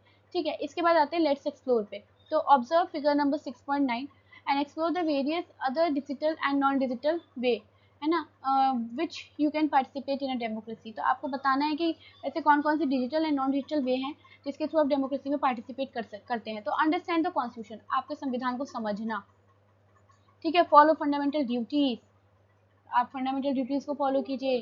Take leadership in school and community, है ना। इसके बाद पार्टिसिपेशन इन नेशन बिल्डिंग, मतलब देश को बनाने में आप पार्टिसिपेट करें, यानी NCC, NSS या स्काउट गाइड इन सबको ज्वाइन करें। या बी मीडिया लिटरेट, है ना। ये सब क्या है, ये पार्ट है आपके पार्टिसिपेटरी, कि कैसे आप डेमोक्रेसी में पार्टिसिपेट कर सकते हो। ठीक है, तो डिस्कस, आपको क्या करना है, आपको ना अब डेमोक्रेसी से रिलेटेड चीज़ों को डिस्कस करना है। टॉक, आप अपने क्लासमेट से बात कीजिए सोशल कम्युनिटी इशू के बारे में, जो जिसके बारे में आप जानते हैं। ठीक है, और फिर आपको ये बताना है कि किस तरीके से एक स्टूडेंट जो है वो डिफरेंस ला सकते हैं, किस तरीके से स्टूडेंट डिफरेंस ला सकते हैं। फिर आपको इसके क्या करना है, एक एक्टिविटी चूज़ करो। ठीक है, एक सिविक रिस्पॉन्सिबिलिटी को लेते हुए एक एक्टिविटी चूज़ करो उस मंथ के लिए। फिर उसमें आप रिफ्लेक्ट करो कि किस तरीके से आपका जो काम है, आपका एक्शन जो है वो डेमोक्रेसी सोशल स्पिरिट को स्ट्रेंथन करता है, यानी उसको और मजबूत करता है। तो democracy is not merely a system, ये सिर्फ एक सिस्टम, गवर्नमेंट की सिस्टम नहीं है, बल्कि एक कंटिन्यूस प्रोसेस है जिससे हमारा इंस्टीट्यूशन और एक्टिव सिटीजनशिप जो है वो शेप में आता है। ठीक है, मतलब ये क्या है, continuous process shape by institution. ये कंटिन्यूस प्रोसेस है जो कि इंस्टीट्यूशन और एक्टिव सिटीजन जो है उनके थ्रू बार बार शेप में आता है। ठीक है, तो from early ideas of collective decision making to the constitution framework of the modern republic, democratic principle has involved the ensure authority। Democratic principle में क्या है कि involve the ensure authority is exercise with accountability, कि यहाँ पर जो authority है वो अकाउंटेबिलिटी के साथ काम करे। India's democracy stand out for its scale, diversity and resilience. India की डेमोक्रेसी जो है वो इन तीनों चीज़ पे बेस्ड है। ठीक है, तो इट फंक्शन थ्रू इलेक्शन, इसका जो फंक्शन है इलेक्शन के थ्रू, या कॉन्स्टिट्यूशनल वैल्यूज़ होती हैं, या एवरीडे सिविक प्रैक्टिस से होती है, इसके थ्रू होता है। ठीक है, वाइल चैलेंजेस रिमेन, चैलेंजेस तो हैं चैलेंजेस, उसकी कोई बात नहीं, लेकिन इसके साथ साथ ये जो है डेमोक्रेसी, ये एक ऐसी फॉर्म ऑफ गवर्नमेंट है जहाँ पर चैलेंजेस हैं पर बहुत कम है as compare to other form of government. इसीलिए हम डेमोक्रेसी को प्रैक्टिस करते हैं और इसीलिए हमारे यहाँ डेमोक्रेसी है। तो आई होप आपको ये लेक्चर क्लियर हुआ होगा, इसके सारे पॉइंट्स अच्छे से क्लियर हुए होंगे, इसमें कोई डाउट आपको अब रहा नहीं होगा। फिर भी अगर आपको लगता है कि कोई डाउट है तो आप मुझसे कमेंट सेक्शन में पूछ सकते हैं, मैं उसका रिस्पॉन्स करूँगी, रिप्लाई करूँगी, नेक्स्ट लेक्चर में उसे कवर भी करूँगी। तो तब तक के लिए पढ़ते रहिए। एंड आपको अगर ये वीडियो पसंद आई हो तो चैनल को लाइक कीजिए, सब्सक्राइब कीजिए, अपने फ्रेंड्स के साथ शेयर कीजिए ताकि उनकी भी हेल्प हो सके। तब तक के लिए bye bye and take care.